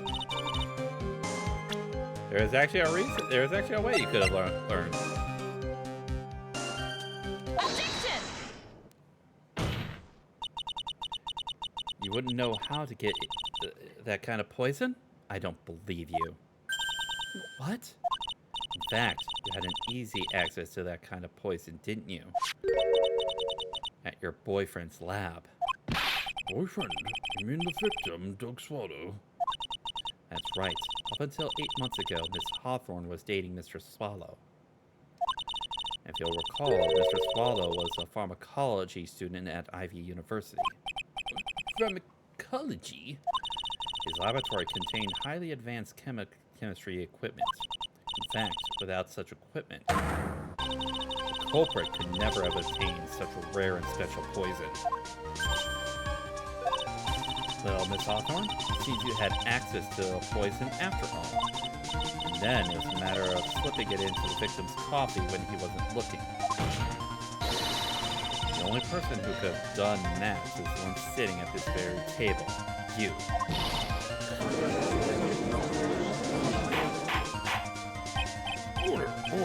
Order. Could it be? That's nothing but a piece of sick. May I have something, Madam Faye? What is it, Miss Hawthorne? The amount of poison in the coffee was 2 teaspoons, correct? In order to carry that much liquid, you need some sort of container. Oh, yes, that's true. I was searched immediately after the incident took place. Quite true. In fact, the entire courthouse was turned upside down. But they didn't find a suspicious container anywhere, did they? Right. Mentioned in the report. Well, you could have easily gotten rid of something like that, something that small. Excuse me, madam, but this is court of law. You're saying I threw the poison container away. I think you need to show us some kind of proof. Proof? She got me good with it. We've got the proof, though. Provide some evidence, or I'll have to disallow this line of questioning, Miss Faye. Unless we can come up with something. Some evidence we're going to lose this bleed. He's conducted a full-body search of Dahlia and the entire courthouse. Yet the container holding the poison disappeared right after the crime occurred. You're going to accuse the young lady of committing the murder. Then where's the container poison carried in?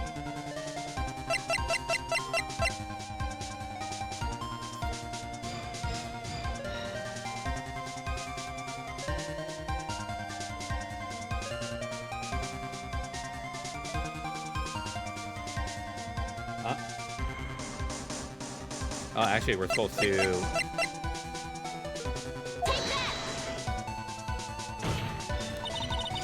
You were forced to get rid of the container in a hurry, weren't you? And that's why you passed it on to someone that had nothing to do with the case. Someone that you knew wouldn't be searched. Who is this person? Mr. Phoenix Wright, of course. So the defendant was this witness's accomplice? Of course not. She gave the poison to him disguised as a present. What? But that's... That's a charming little necklace. This is a little bottle. Rather quite cute. What about it? What does it mean, Miss Faye? The day the witness met and fell for Mr. Phoenix Wright was 8 months ago. August 27th, the very same day the poisoning incident. Under the pretense of love, the witness gave my client a present. All for the purpose of hiding the one piece of evidence that would give her away. What? Are you saying there's some deadly poison in there? No, there's no longer any poison in that bottle. However, I'm certain that if the crime lab were to analyze it, they would find a trace amount.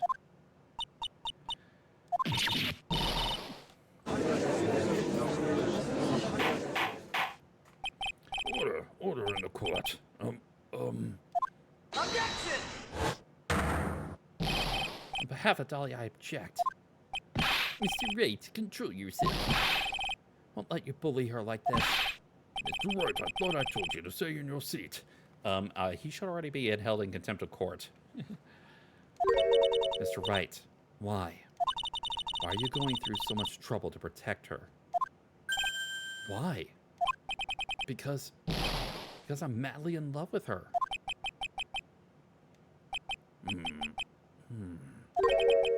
Madly in love. I haven't heard anyone say that in a long time. Mr. Wright, have you ever thought about this? Why exactly would a woman like Dahlia Hawthorne want to date you anyway? Well, I guess she must be madly in love with me too. Mr. Wright, please, open your eyes. At this point in the trial, I think it should be obvious to everyone. The real reason that Dahlia Hawthorne is dating you is...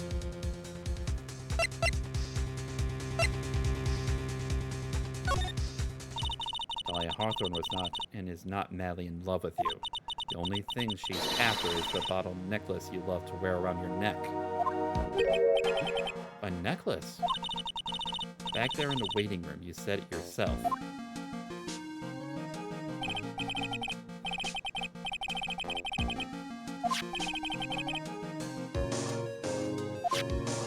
Yep.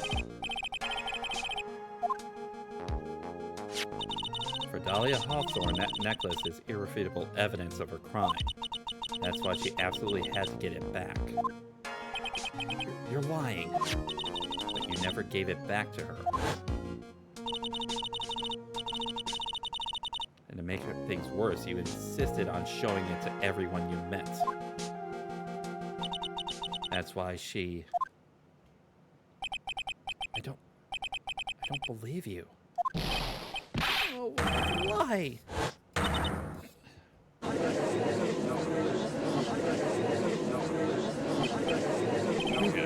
All right. Let's get it away. Bailiff, we're after him.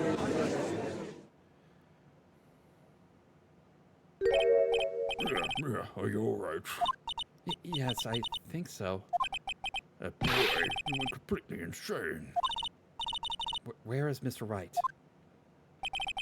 Looks like the bailiff caught him, so she'd be back soon enough. Thank goodness. Oh no. What is it? The bottle necklace. Miss Hawthorne's present. It's gone. What? That's terrible. Mr. Wright must have grabbed it when he slammed into me. Poor boy. That's the only thing that could have saved him. What in blazes are we supposed to do now?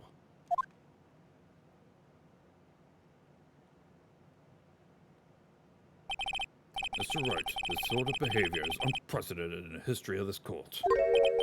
I'm sorry. I'm afraid your apology is not a myth. Mr. Wright, what did you do with the bottle necklace? Forgive me. I'm sorry. It's okay. Just give back the necklace. I ate it.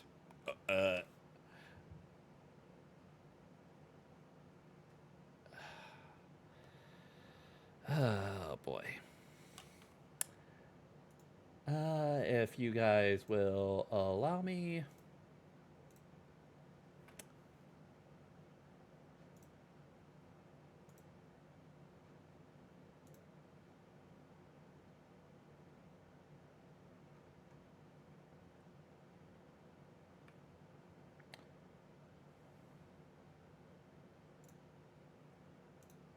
What the hell is wrong with you? Yes.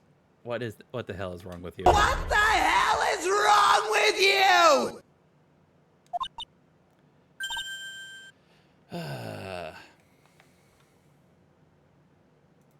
You what? You ate it? It was too big to swallow, so I had to chew it into little bits first, but yes. What the? What is he doing now? Hold it! Your Honor, you gotta stop the trial. That's right. Are you feeling okay? Does your stomach hurt? That swallow you swallowed still has some of the poison left in it.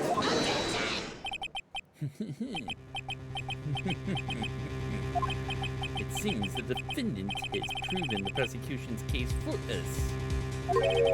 Clearly, the bottle did not contain a deadly poison. How can you be so sure?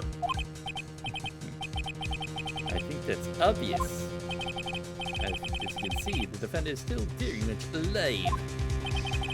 As for the poison, more like a fledgling defense attorney's overactive imagination. So it would seem. Objection! No, there must be some mistake. The bottle must not have had any poison left in it. Either that or the poison must have lost its potency. There. It's all right, rookie. Trusting your client is the most noble thing a defense attorney can do. And it's heartwarming to see you place this much faith in Mr. Wright. But that's how it is for us in the prosecution side, too. For example, how I would trust the witness, Miss Hawthorne, with my very life. Which is why I can state that your assessment of her is completely wrong. That's enough. Unfortunately, Miss Fay, I cannot accept your explanation of the events. But why? This may be impossible for a beginner like you to understand.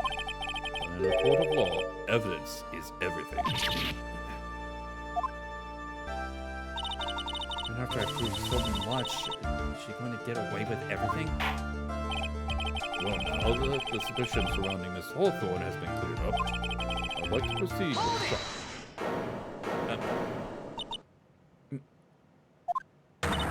Mr. Wright?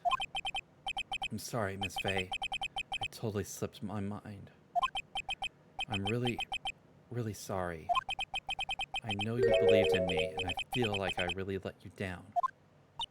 Mr. Wright, what are you trying to say? There's something I forgot to tell you. What is it? That day, the day I met Doug Swallow. Yeah, what was he talking about? That made you push him.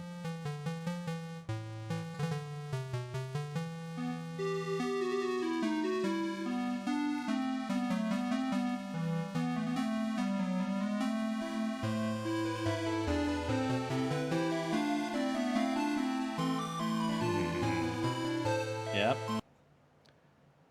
Last night, someone stole poison. Oh.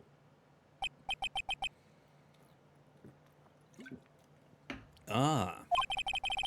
Same thing happened 8 months ago. A drug sample was stolen. She came to the lab that time, too. Could only have been her. That girl is a thief.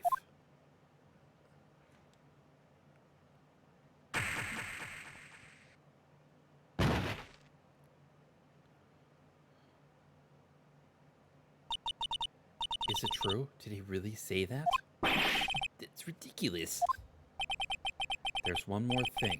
After I pushed him that day, I got worried and came back to have a look. And she was there. Dolly was right there. She was crouched down next to him. What? She told me not to ever tell anyone about it, but I'm sorry, Dolly. Your Honor, this is the defendant is. Miss Fay, you tell them. Dolly didn't do it. She's innocent.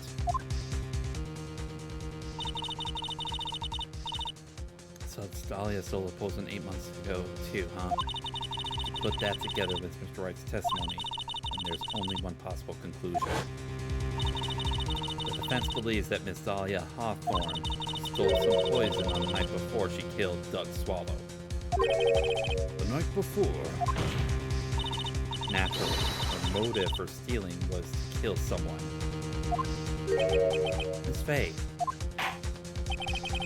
Yes, you're so certain on your theory, let me ask you this. Mia, This is your last chance. Think carefully now. There's something that she desperately wanted to get back. Therefore, exactly who was Miss Dahlia planning to kill?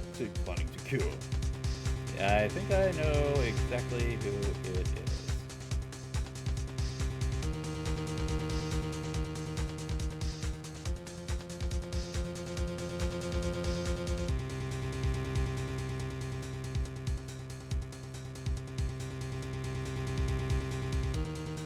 Yeah.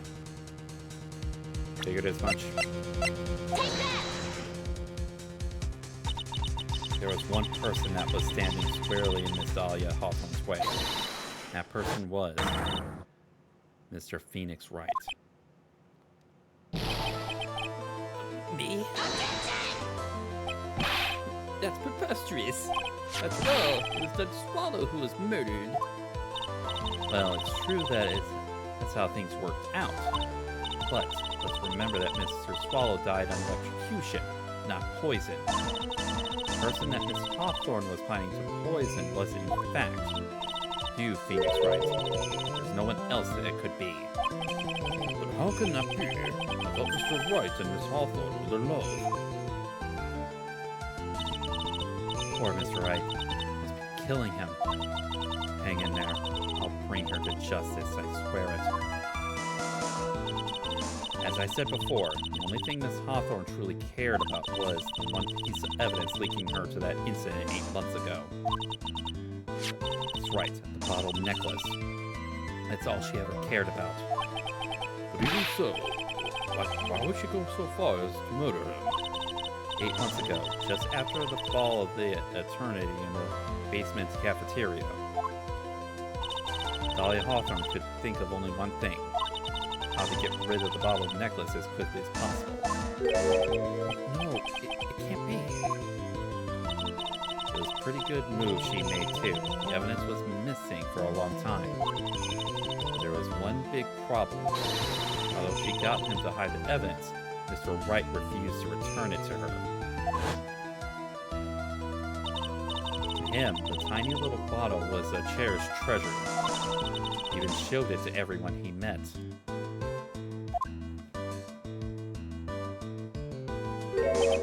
You mean, that's why she tried to kill Mr. Wright? Correct, Your Honor. It was to retrieve that piece of evidence. Can't be true.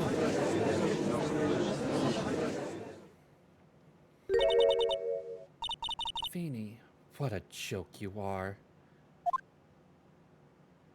There we go. Now we get to see the real her. Honestly, how can any woman ever count on you for anything? I've been told you time and time again to keep your trap shut about me and that necklace. You disgust me. Miss Hawthorne. It appears that we're nearing the end of this trial. Fine. I can tell you plan on making me into a criminal no matter what I say. You are a criminal, Miss Hawthorne. We'll see about that. But first, where's your evidence? It seems your sniveling little crybaby of a client has eaten the bottle as a snack. Well, hey, old man, are you senile or something? Why don't you say something instead of sitting there with that dumb look on your face? Miss Hawthorne, what happened to you? Are you really that shocked? Or do you prefer me this way, Mr. Judge? With absolutely no proof, you can treat a voluntary witness like she's a mass murderer? Well, I have nothing more to say. I'll be heading home now if you don't mind. We're not finished. Fine. Then ask this nasty old hag to finish up already.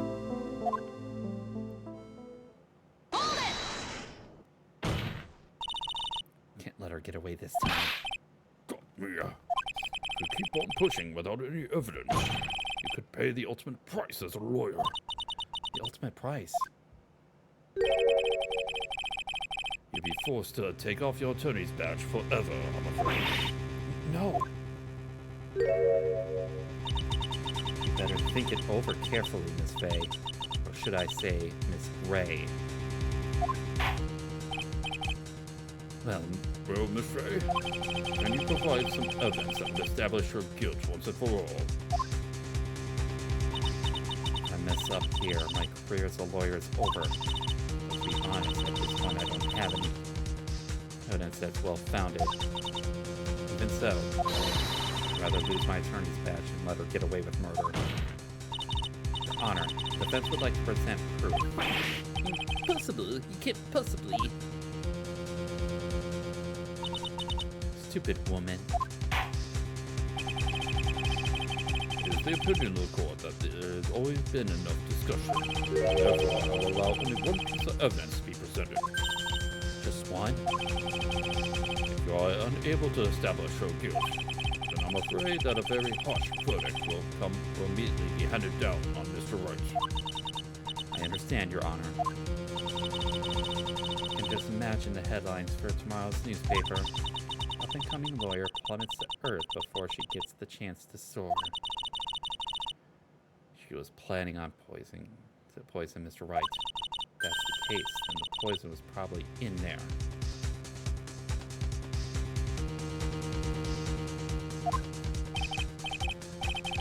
Well then, Miss May, please present your evidence. Show to this court irrefutable proof that Miss Hawthorne was planning on poisoning Mr.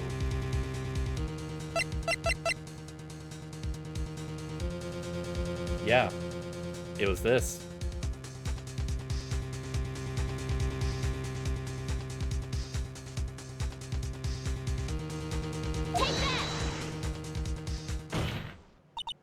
Here it is, Your Honor. The evidence that will prove her guilt once and for all. Cold Killer X, Phoenix Wright's beloved cold medicine. Does our rookie defense attorney have a bit of a cold? If I did, I still wouldn't take this cold medicine. After all, it's been poisoned. What? Remember what the defendant said in his testimony?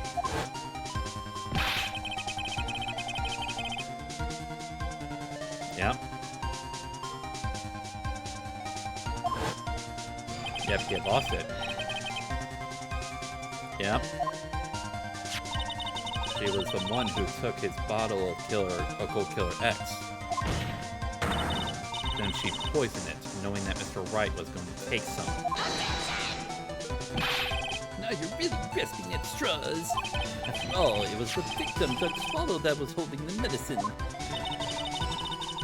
I'd like the court to recall the crime that happened here 8 months ago. Where did Mrs. Hawthorne hide the evidence? What are you talking about? 8 months ago, the poison was hidden in a bottle in her bottle necklace, which then she gave to someone else for safekeeping. Someone she had accidentally run into in the reading room, my client, Mr. Phoenix Wright. Yes, that's right. She did the same thing this time as well.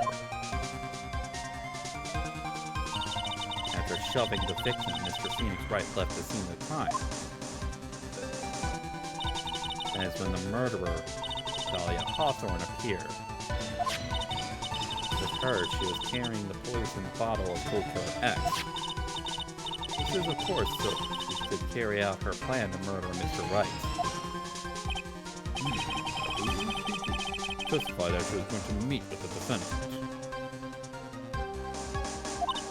Yes, and she heard and saw everything that happened at the scene of the crime, including what the defendant and the victim were arguing about, and the cut electrical cable. That's when she realized she can't allow Doug Swallow to live. She used the severed electrical cable to silence him forever. Unfortunately for her, this was when the problem occurred. Mr. Wright, who she thought had left the scene, came back to check on the victim. On top of that, because of the power outage, some of the students showed up as well. It's hardly any wonder that she was, as to put it, in a state of panic.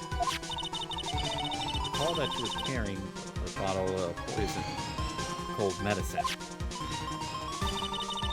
She must have thought, what if they searched me like they did 8 months ago? 8 months ago?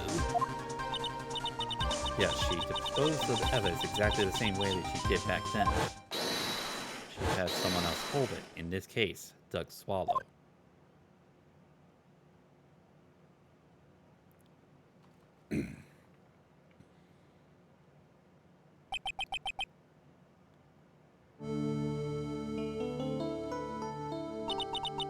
Oh, come on now, everyone. Surely you aren't fooled, are you? This stupid woman, she is nothing but a filthy, stinking liar. Right, Mr. Prosecutor? Yes, that's exactly right. It's just pure desperation. Objection! I wonder which one of us is the desperate one. So, Miss Hawthorne, this cold medicine, I wonder if you wouldn't mind taking some.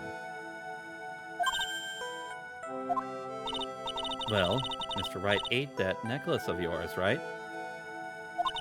Now it's your turn to prove your innocence. What would you say? If I'm just a filthy, stinking liar, then there's no need to worry. So come on, show us. I dare you to take some of this medicine right now. Your fey? Do you think you won? Well, do you, mere fey?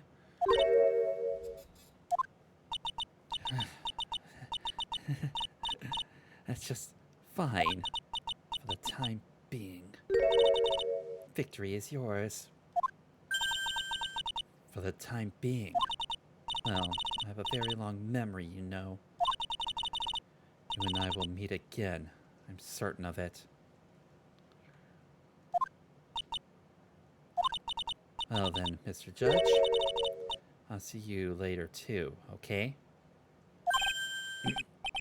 Why? Yes. I'm gonna go spend a little quality time with the men in blue now.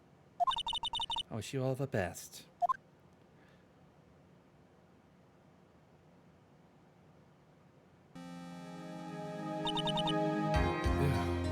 It's finally all over. I refuse to accept this. The defense hasn't shown a scrap of evidence to support their outrageous claim. But even so, your witness seems to have accepted it. I don't care. I'm Winston Payne. I don't believe one word of this rookie lawyer just said. Well then, Mr. Payne, let me ask you this. Yes? Would you care to try this cold medicine? What? Just a little earlier, I could have sworn you said...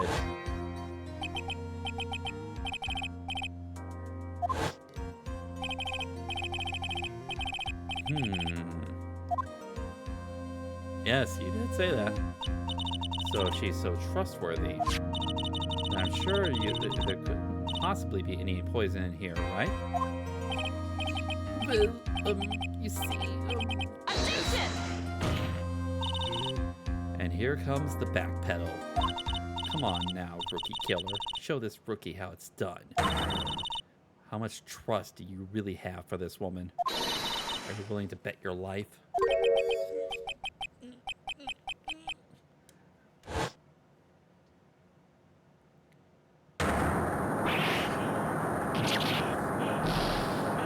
There we go. That's how the Pompadour. Oh, beautiful. So that's how the Pompadour became a bald head. Mr. Payne, about Miss Dahlia Hawthorne. yes, Your Honor. I'll file papers for her immediate arrest. Tragic, but not surprising. I knew there was something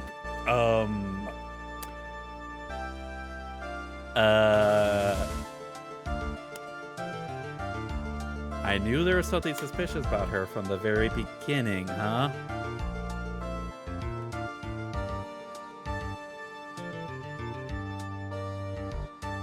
Are you sure about that?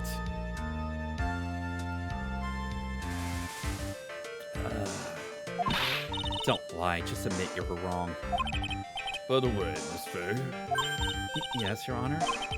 is it just me, or do you and Miss Dahlia Hawthorne seem to know each other? Your Honor, whether we did or not has no bearing on this case. Very well. Mr. Payne, This can't be happening. It's a nightmare, like losing to my daughter. it appears Miss Payne has lost the spirit of... appears Mr. Payne has lost his spirit along with his hair. Does the defendant have anything further to say? It can't be true. My dear. Dolly. Very well, then. I believe I'm ready to pass judgment and bring this trial to an end. The court finds the defendant, Phoenix Wright.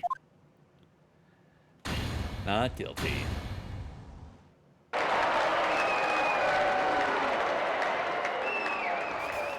Presses X to doubt. Yeah, pretty much. This court is adjourned.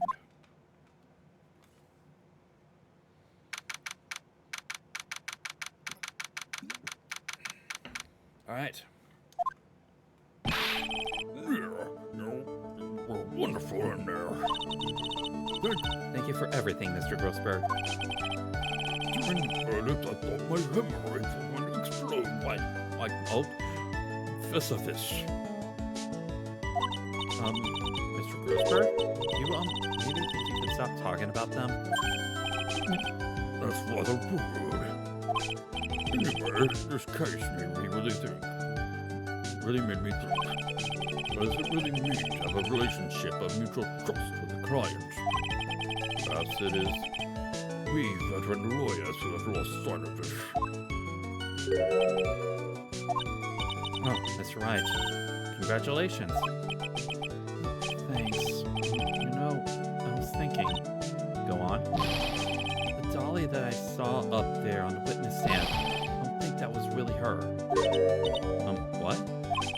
Yeah, the dolly I know could never have said those kind of terrible things. Maybe she was like, I don't know, a fake or something? Boy, this poor kid still hasn't got a clue.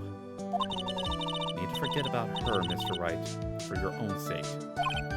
Yeah, you're right. It's probably for the best. Also, you need to relax a bit more. Try to grow up a little. But out of all my friends, everyone says I'm the most grown up. What kind of company does this guy keep? Right now, I'm studying to become a lawyer myself. That's what you keep saying. But I thought you were in the art department. Well, yeah, I am. But there's a friend that I desperately want to help. If I hurry, then I could still be able to save him in time. I see. Same as Faye. A lawyer is someone who can help people when they're in trouble, right? That's right. I'm still new at this myself. But I think that's exactly what a lawyer is. Okay, I'm going to do it. I'll study my butt off. Become a lawyer for sure. I hope we see each other again someday. Maybe in this court.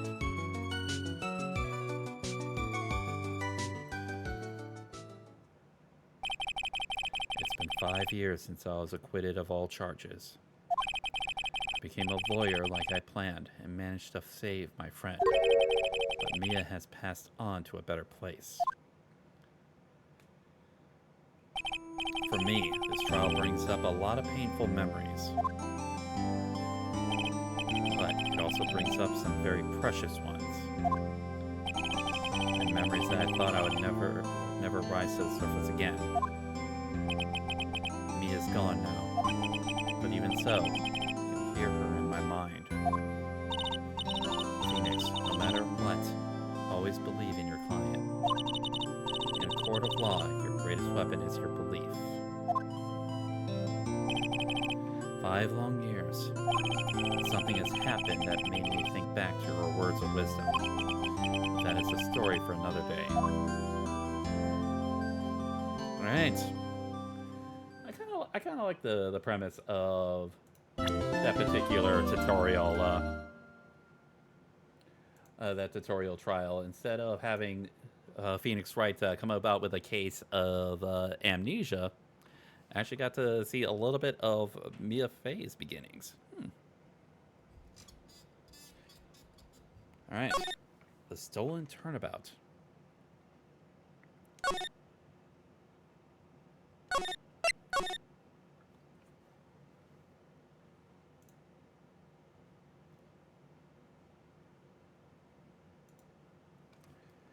All right.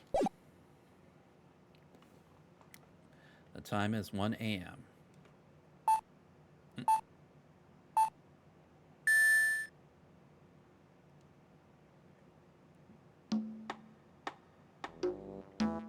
Detective, we made it. Phew. What a relief. Glad the jewel is still safe. Oh, there we go. There's Gumshoe. Oh, you said it, pal. Must have been our... Oh, mind opening the safe just to double check? I recognize that silhouette anywhere.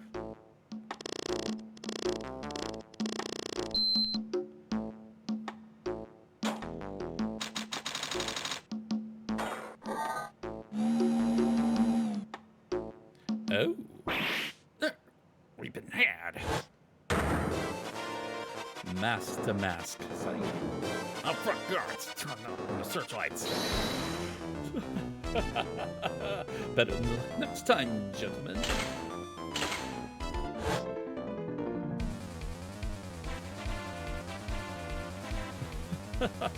Excuse me, but I'm afraid I must be leaving now.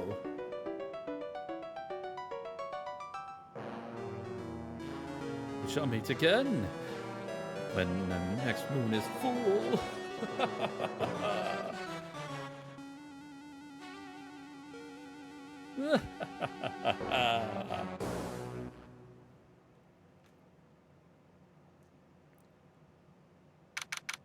All right. So, are we now going to be solving cases other than murder? Hey, Nick, get a load of this. Hey, are you listening to me? You can clean the toilet later. This is important. What are you freaking on about now? Today will be the last time to talk to me that way. Huh? We're about to hit the big time. Big time? What do you mean by we? You don't mean you and me are... Don't be silly. I'm talking about me and... Pearly, of course. Well, it's a pleasure to meet you again, Mr. Nick. Pearls, you haven't changed a bit. Wait, what are you doing here anyway? Haven't you heard, Mr. Nick? Here, take a look at this. What's this? Some kind of poster?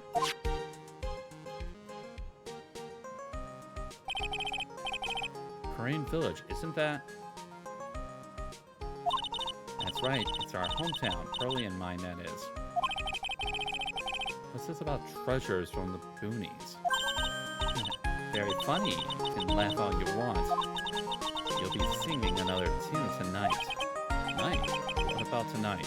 The Treasures of Terrain exhibit doesn't exactly start until next week, but the promoter sent us some special VIP entry passes. That's why I dressed up for the special occasion today. What do you think, Nick? The same Maya, different day. This young lady here is Maya Fey, the younger sister of Mia Fey, my friend and mentor. I first met her 2 years ago. I was working on the case surrounding Mia's death, and ever since then. I've been the one who's been keeping this law office afloat from behind the scenes. Actually, that's just a cover for her true identity. In reality, she's a spirit medium, a bit of a shady character. Hey, who are you calling shady?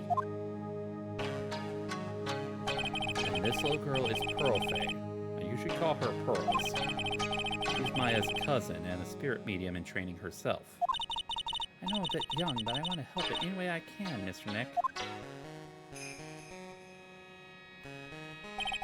Rain Village is the home of the mysterious Karain channeling technique. And Maya here is the daughter of the Karain School of Channeling's master. I know it sounds ridiculous, but it's no joke. I've seen her power with my own eyes. It's the real thing, all right. Wonder if Maya will get tried for... Oh, no, please don't. No. No, please do not have us have to defend Maya again. There's only so much that they can go into that well. Or to Nick, how long are you going to make two gorgeous women like us wait? Yes, Mr. Nick. I can't wait any longer. I want to see the exhibit. Looks like I don't get a choice here. Might as well head on out.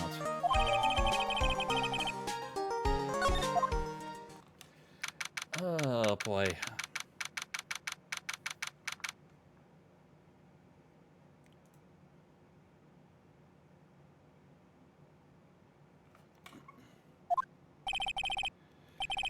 Lordly Taylor, city's fanciest and most expensive department store.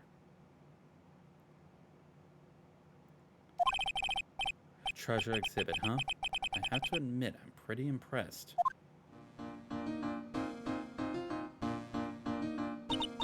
Wow, this is awesome. Yeah, you can make even the cheapest junk look great.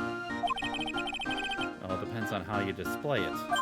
No, you even have the dusty old hanging scroll that was in Bay Manor storeroom. Oh yeah, I remember scribbling on it when I was a little girl. On a family heirloom? Say, Nick, the person in charge of this expedition is waiting for us in the basement warehouse. Alright. Guess we go say hello. Alright. Yep, the folding screen. Does it still have the bullet hole?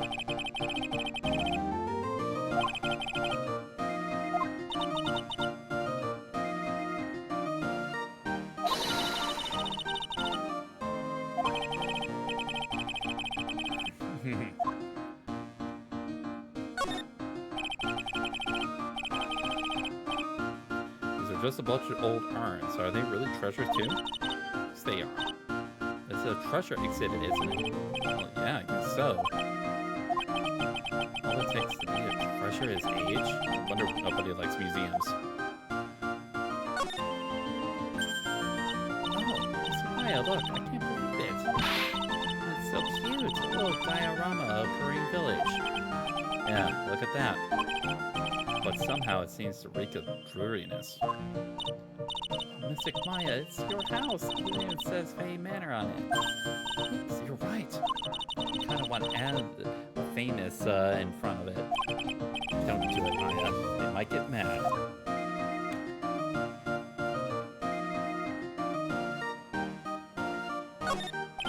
What's with this big cushion? It's just lying around with nothing on it. Well, it must be for the greatest treasure of all. Greatest treasure? Is there something like that? Huh? Why, of course there is. Right, Pearly? Oh, yeah, of course. Yeah, I bet it'll really take your breath away. This cloth would come from the written characters jammed onto it. All the esoteric knowledge only mediums would know. Let's see. It's the title in English. 100 Ways to Say No. 108 Ways to Say No. Pretty sure the number has gone up since the last time I saw it.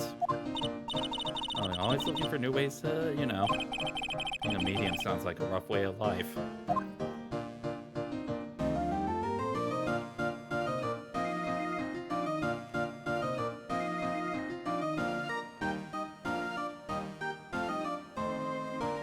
Alright. Time to move.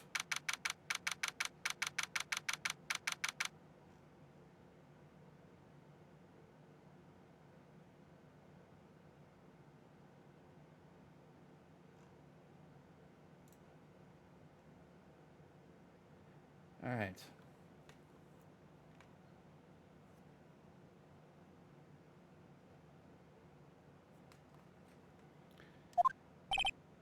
Yep, this is a basement warehouse, all right. This place is scary. I feel like a monster could jump out at any time. Don't be scared, Pearlie. I'll protect you. Mr. Wright? A monster! You were right. Monster? Wait. What are you? Huh.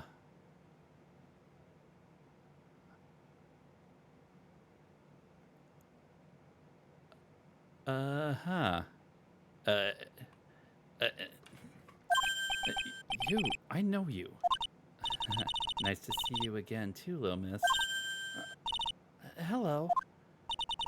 Is she a friend of yours, Nick? And how do you know her, Pearlie? Nice to meet you. I'm Adrian Andrews. I'm in charge of the promotion and planning for this treasure exhibit. I'm also responsible for the security arrangements. Nice to meet you. Adrian sure has changed since we last met.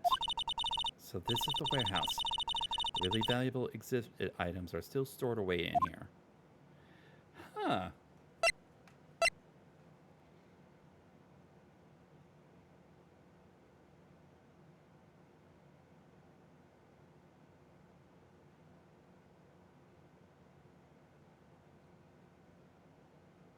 Yep.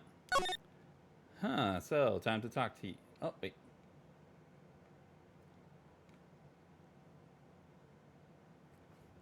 Oh, wait a second. There is something that we can...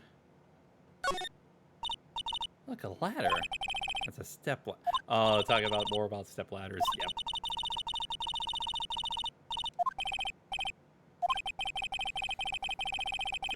Yep. Yes, we did.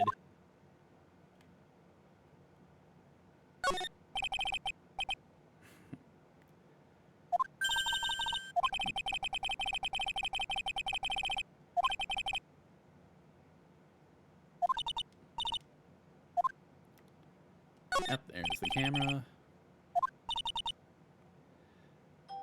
Yep.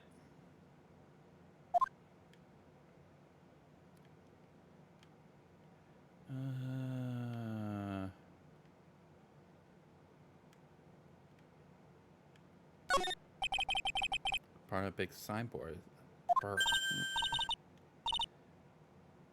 Hamburger, really. World Hamburger Festival. God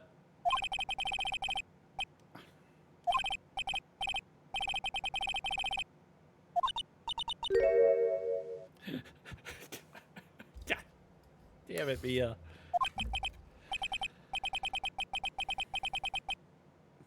The only thing more tangled than your reasoning. God damn. It's like door to the actual storeroom. Huh. Oh, I'm sorry. Unauthorized personnel aren't allowed in. Oh.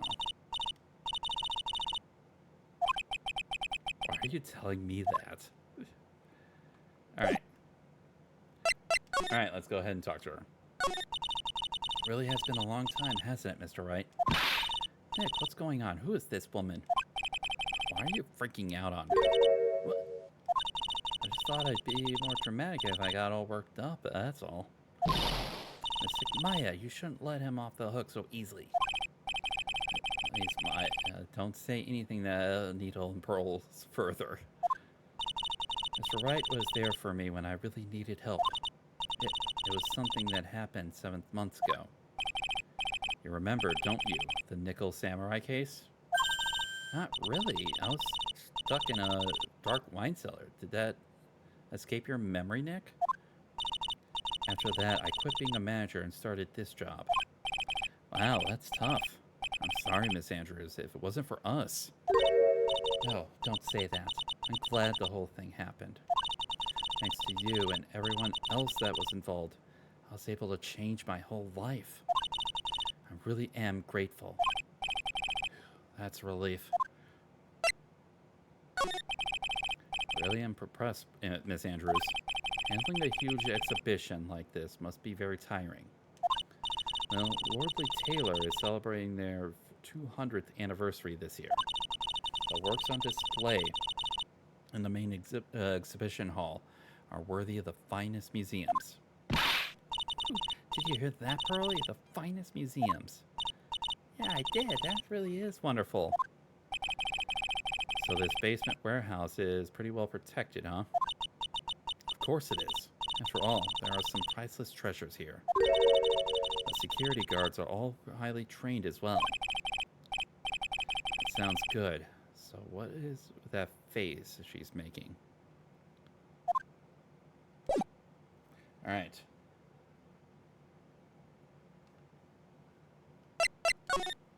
All right, we're gonna pan. Oh. Maya, take a look next to the door. That's Mystic Amy, right? Yes, that's the statue of the woman who invented the Korean channeling technique, Ami Faye. The statue is on loan from the training halls of the Faye branch family. In fact, it just arrived this morning.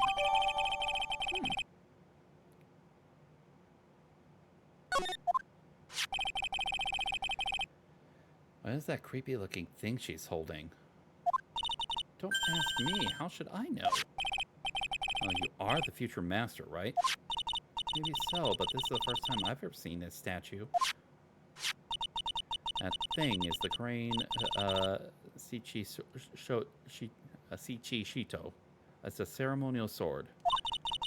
It's not a real weapon, so the blade isn't sharp. Aw, I wanted to cut something. What are you eyeing me for? Oh, look, it's already 8. Have you all eaten yet? Well, actually, I've already made a reservation at the restaurant on the 12th floor. Why don't we all dine together? Ooh, I like the sound of that. Dine. Sounds so fancy. I'll have a kid's lunch. Early, it's dinner, not lunch. Why don't you go for it and really eat your fit for the kids' dinner? Okay, in that case, one kid's dinner for me. Shall we head upstairs then?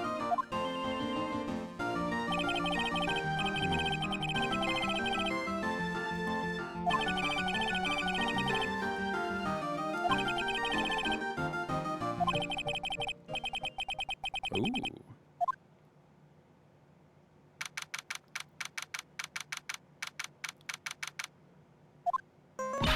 Nick, this is terrible. What the? You're cleaning the toilet again? I never knew you were such a toilet freak. Give me a break, would you? My brain just hit the snooze button for the 5th time. I'm going to turn on the TV. Alright, what's up? Got an update on the recent treasure heist. Based on clues found at the scene of the crime, authorities have announced. I believe it was the work of the renowned Phantom Thief, Mask to Mask. Mask the Mask. According to the spokesperson, Lordly Taylor received a threat letter some days ago. It's the 5th heist by this Phantom Thief, who only targets rare treasures. Lordly Taylor? Well, Nick, what are you going to do? Don't you dare go back scrubbing the toilet. Treasure, Lordly Taylor. You don't think... Yes, now get up, Nick. It was stolen by Mask to Mask. Our most valuable treasure, the Korean secret urn, was stolen. What? Alright.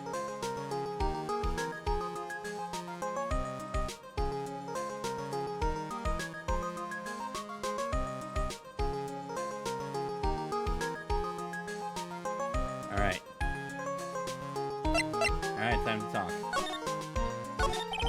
Refresh my memory a little. Is this sacred urn? It's only the most important treasure in the Korean village, that's all. Look, it's right here on this poster.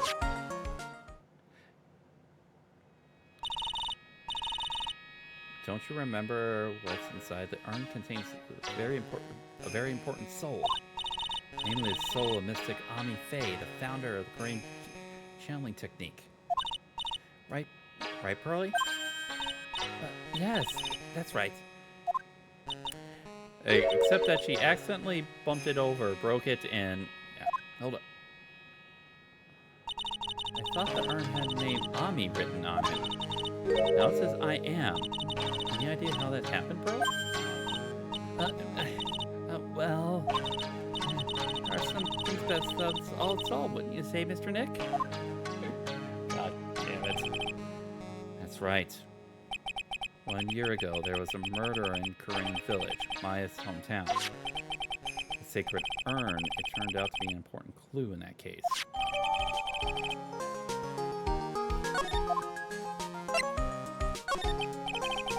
Alright, the toilet is shinier than the judge's head, so let's see. What's wrong with you, Nick? What do you mean? What do you mean by this? Mr. Nick, your beloved Mystic Maya's treasure has been stolen. Doesn't that even bother you? I thought the urn was the village's treasure, so I don't see how... The village is not Mystic Maya. She's the future master of the Korean School of Channeling.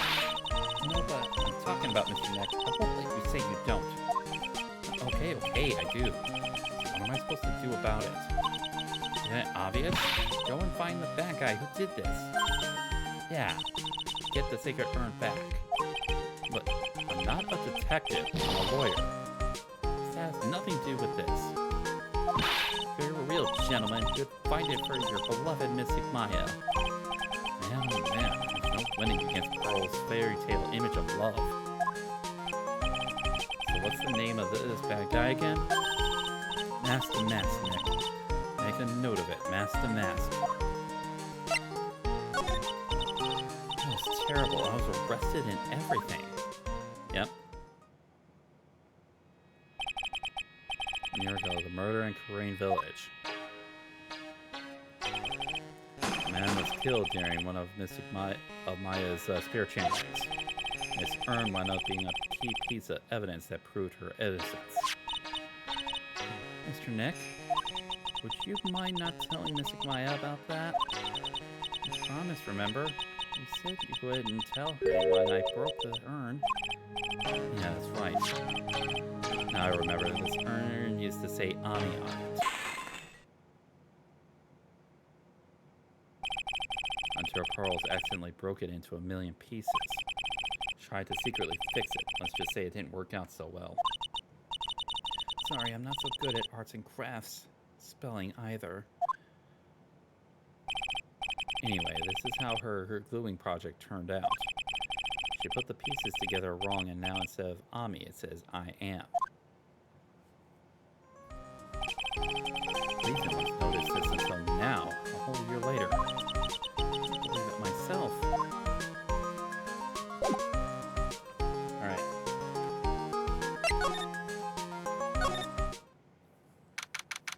Alright, time to move. Alright, let's see if we can find some clues that might lead us to the bad guy. But it doesn't look like anything's been disturbed. Yeah, it looks pretty much like the same it did last night. Bad guy, huh? Hey, you can't poke around here, pal. Oh, there we go. We got Gumshoe. Wait a minute, that voice. Oh no, not him again. It's you, and I'm the one who should be saying not again. Why is that every time something bad happens, you always show up, pal? I should be asking you that. Are there any other detectives? No, I should be asking you that. What are you doing hanging around here? Hey, I asked you first. Why are you here, Annie? Alright, we got it. Why don't you two kiss and make up already? Hello, it's been a long time, Mr. Scruffy Detective. Ah, it's you, little missy. Ah. Actually, my name is Gumshoe, Detective Dick Gumshoe. Now's a good chance for you to try and remember it, right? If it's too long for you, you can just call him Dick.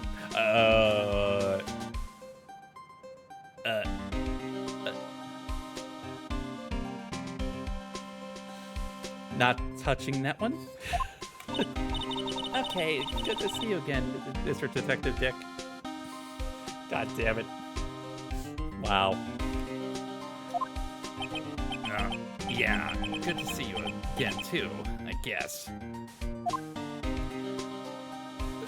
We should just call him Richard. We should just call him Richard. Or just Gumshoe.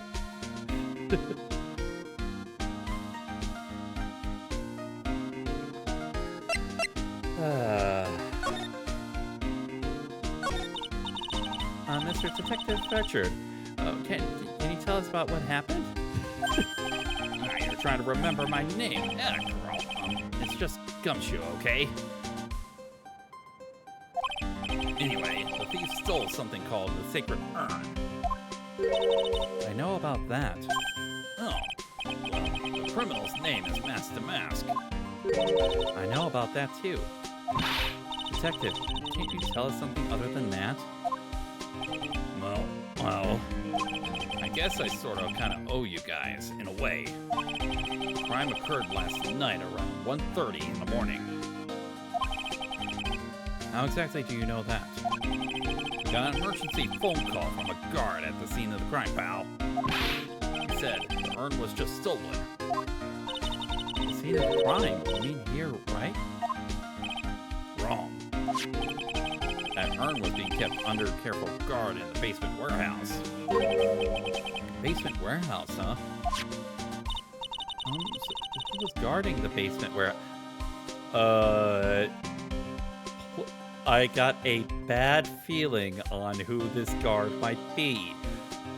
Please don't let it be who I think it is.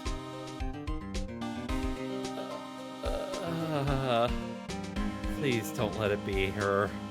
Please don't let it be her. That guy, it's all his fault that the thief got. Oh, that guy. He solves one case and gets followed.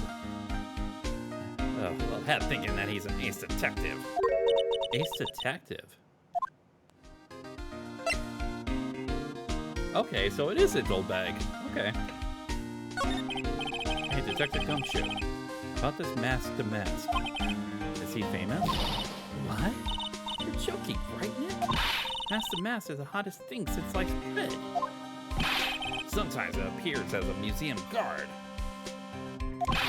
Sometimes he appears as a big brown bear known to surprise unsuspecting victims. Underneath those disguises is the true Mask to Mask. So he's some kind of master of disguise, huh? And he only goes after the finest works of art, pal. Last night was his 5th heist. If Lordly Taylor had only cooperated, I could have caught him this time. What, then you knew he was planning on stealing the Sacred Urn? Of course I did. The guy always sends his calling card before he steals something. Calling card, huh? They mentioned that on TV. Why do you call him an ace detective anyway? That's what he calls himself, pal. I didn't make it up. So what's he like? Well, like I told you, Mask to Mask has made 5 heists so far. On the 4th heist, Mr. Ace Detective managed to get the stolen treasure back. Wow, that's impressive. All by himself? Yeah, I gotta admit it, pal. Maybe he really is as good as he says. Every time the thief sends one of his calling cards, we send our men on a stakeout. But none of us have ever gotten so much as a glimpse of the guy. Mr. Ace Detective was able to retrieve the stolen treasure from the thief? Anyway, he's at the scene of the crime right now, looking for clues. He's down in the basement warehouse, huh? What's this calling card? Here it is. But don't show it to anyone. It's top secret. Okay, pal? What's this mark on the front? That's Mask to Mask's signature emblem, pal. You could say it's his mark. All of his calling cards got it on them. They didn't mention that in the news flash. We're withholding that detail from the public for operational reasons. The only way we can tell if the calling card is real or not, is by this emblem. Alright. That makes sense. When you get famous, there are always imitators. Mr. Nick, if you work a little harder, maybe you can have your own copycat someday. Thanks, I guess. Alright.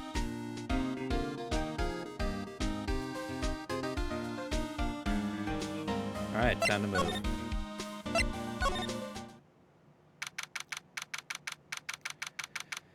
Alright, time to, I guess, time to figure out. Time to meet this ace detective, huh? No matter how many times we come here, this place always gives me the chills. Probably because it's air conditioned to protect the art pieces, you know? Welcome to my private little banquet of chaos. What the heck does that mean?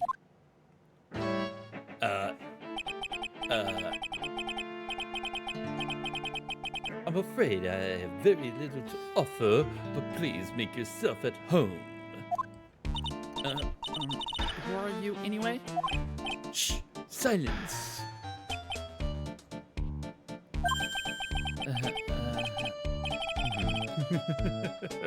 Now I see. It's all becoming clear. What do you see? Zavari, the truth has once again been elegantly revealed to me.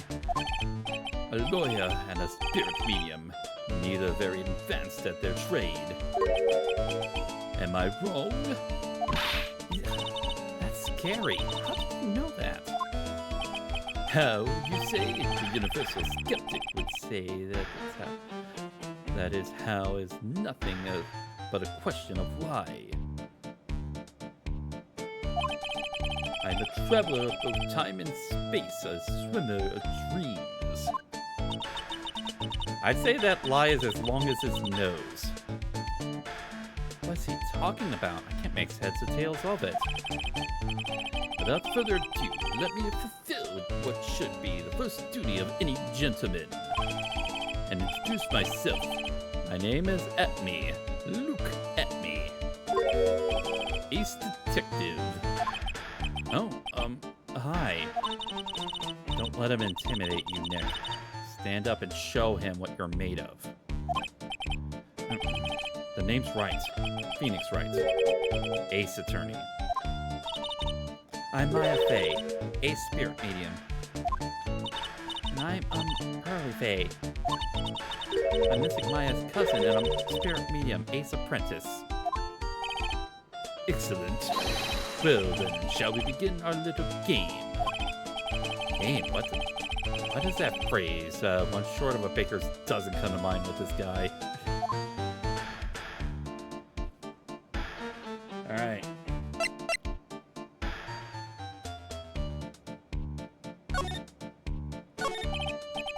So are you really as famous as you say?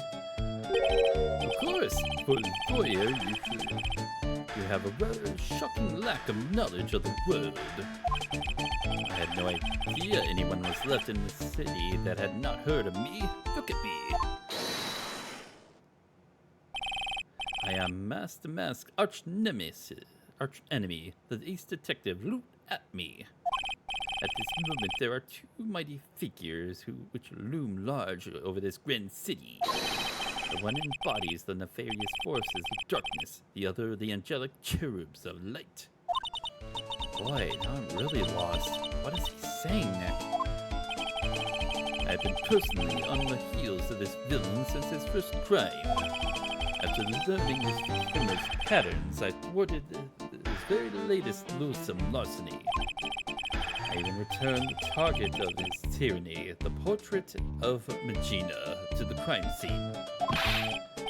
I did all of it by myself. I took it back from Master Mask.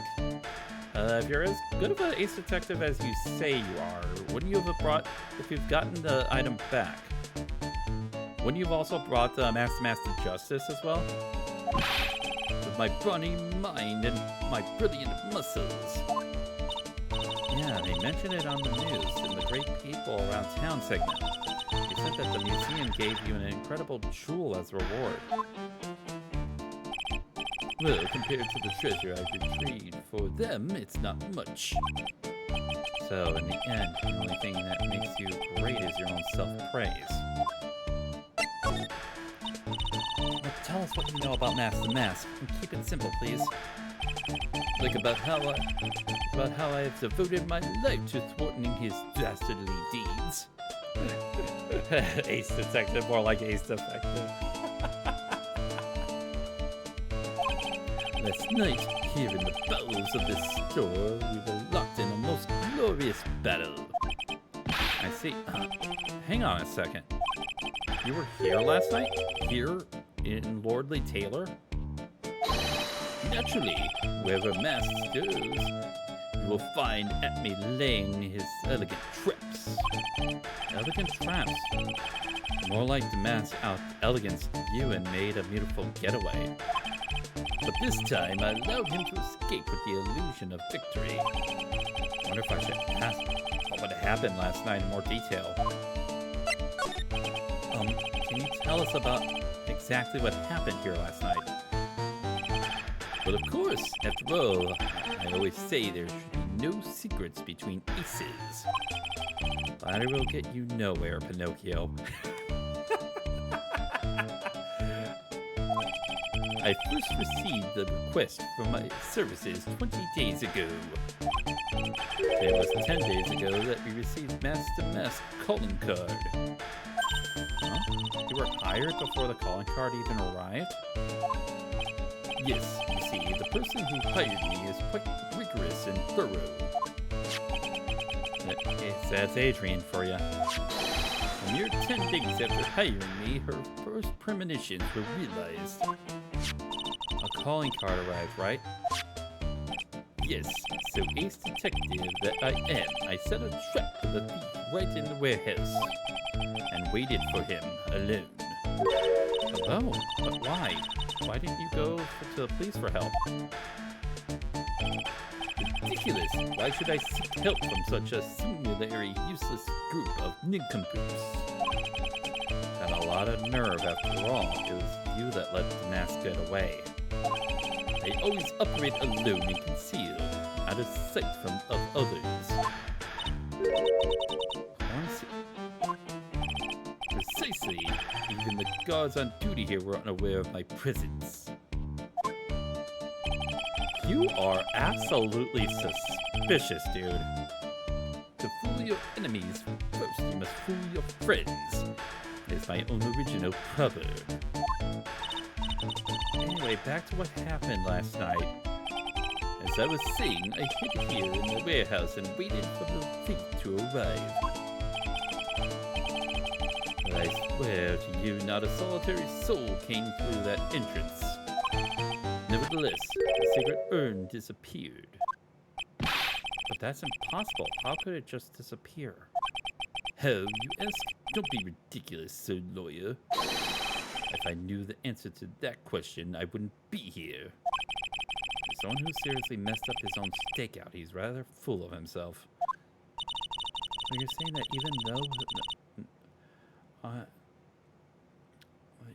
even though on one came through those doors, our precious urn still somehow vanished from under your nose?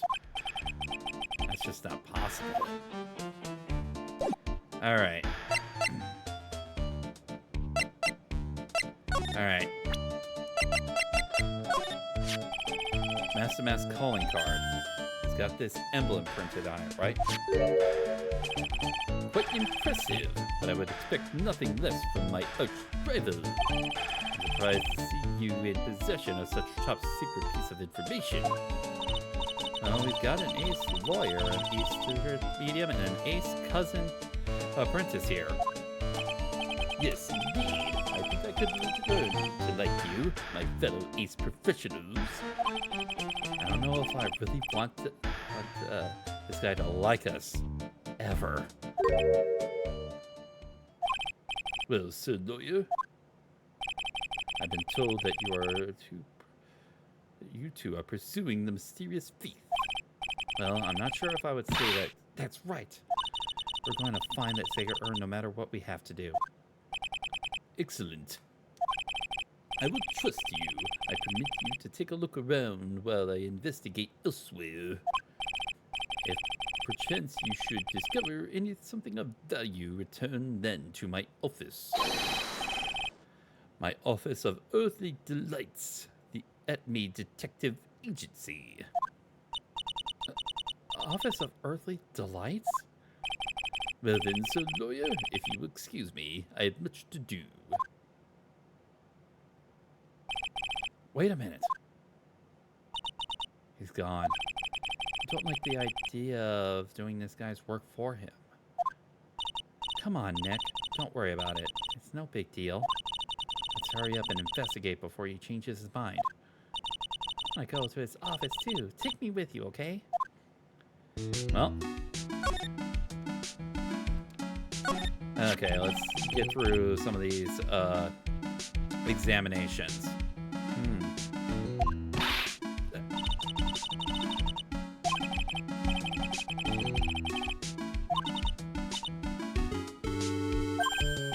You mean?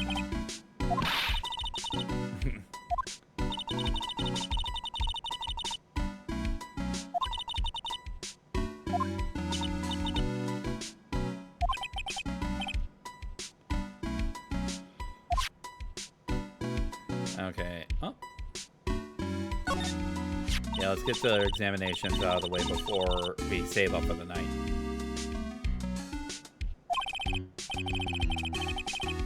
Literally, yeah, the 7-branch sword, yep.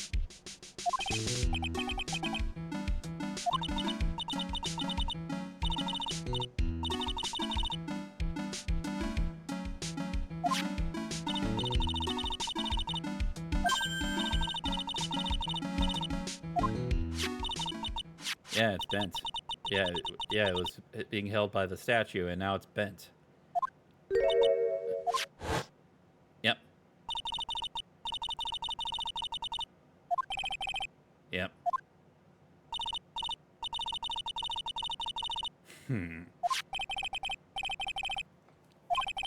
Last night someone used it somehow.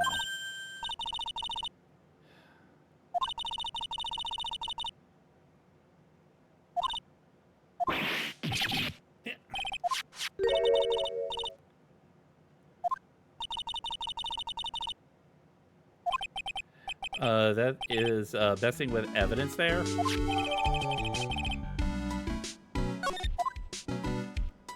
I think there's something else about.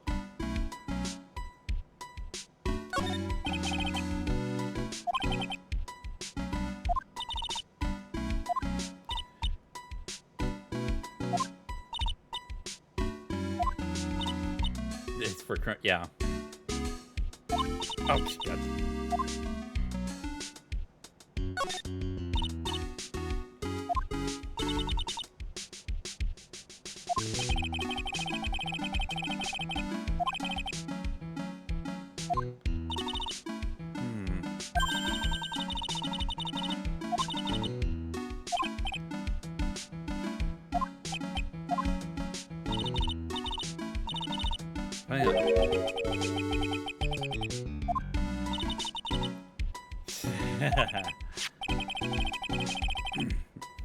Oh.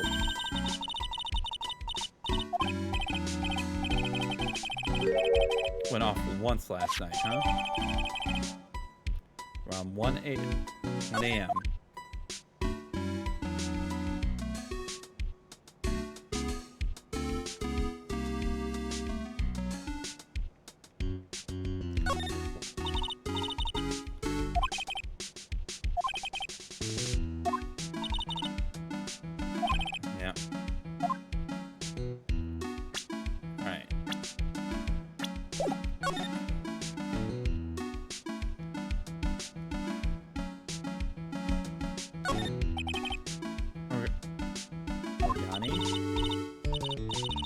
Organize.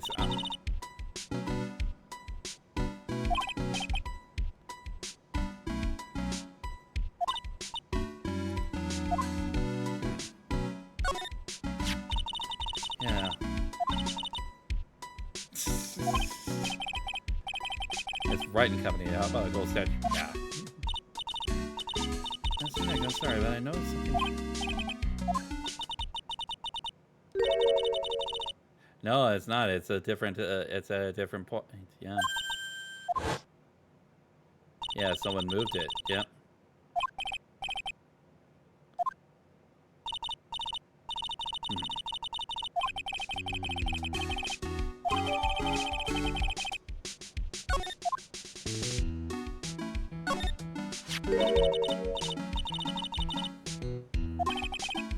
Yeah, we didn't.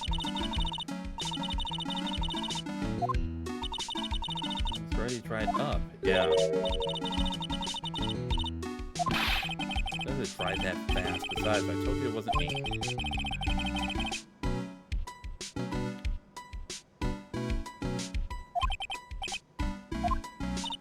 What is this? There's some kind of shape left at the bottom side of the thing. Right. I wonder what that could be.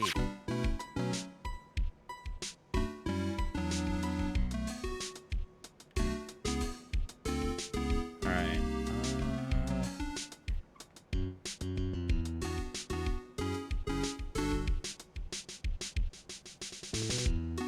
Alright.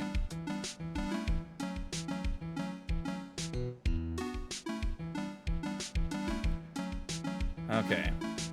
Yeah, I think we're gonna save it right here. And that will be it for tonight.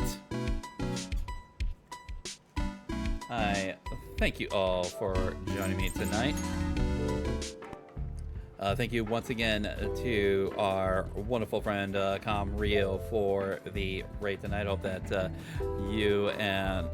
you and the people that were watching your stream enjoyed that stream, and hope that you all enjoyed tonight's stream here. And also, thank you to Spartan for the follower, now up to 717 followers. So, but thank you very, very much for the support. So, tomorrow, if things go well with work, we should be continuing Trails of Cold Steel 3 as we continue the events of the first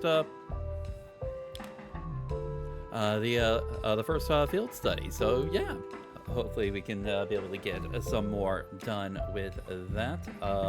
Once again, if the day goes long but we're still able to stream, it will be 7 p.m. Central Time start time, but I'm definitely hoping to be able to get things done early so that we can get at least a 1 or 2 hour earlier start time. So I'll be sure to update you guys if I have information on that, and I'm looking forward to seeing you guys there for that tomorrow. So with all of that said and done, let's see who is available tonight. Who can I send you guys to?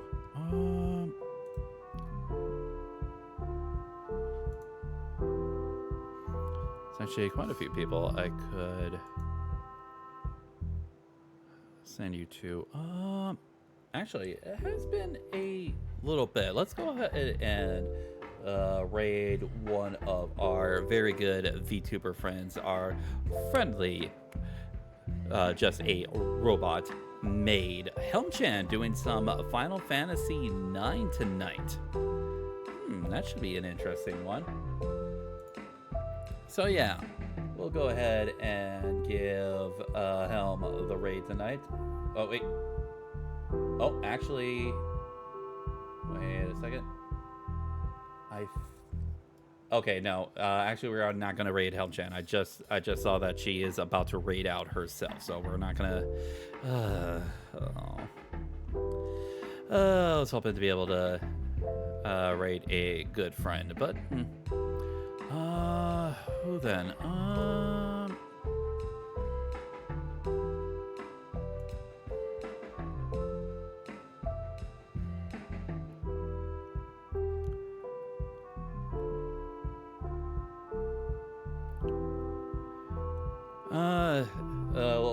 We'll then raid one of our other good VTuber friends, Saintsco, apparently doing some Yu-Gi-Oh! Master Duel tonight. Apparently collabing with someone else. Apparently doing some Master Duel. So hey, it should be a fun time for you all. So just give me one moment to bring up Sane. Where are you, Sane?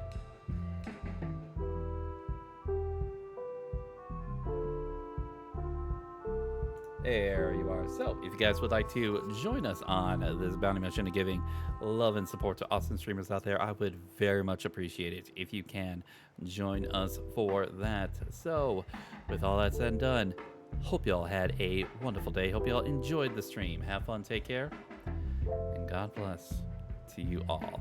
Have a wonderful night, everyone. Time to send you out on your bounty mission. See you all next time.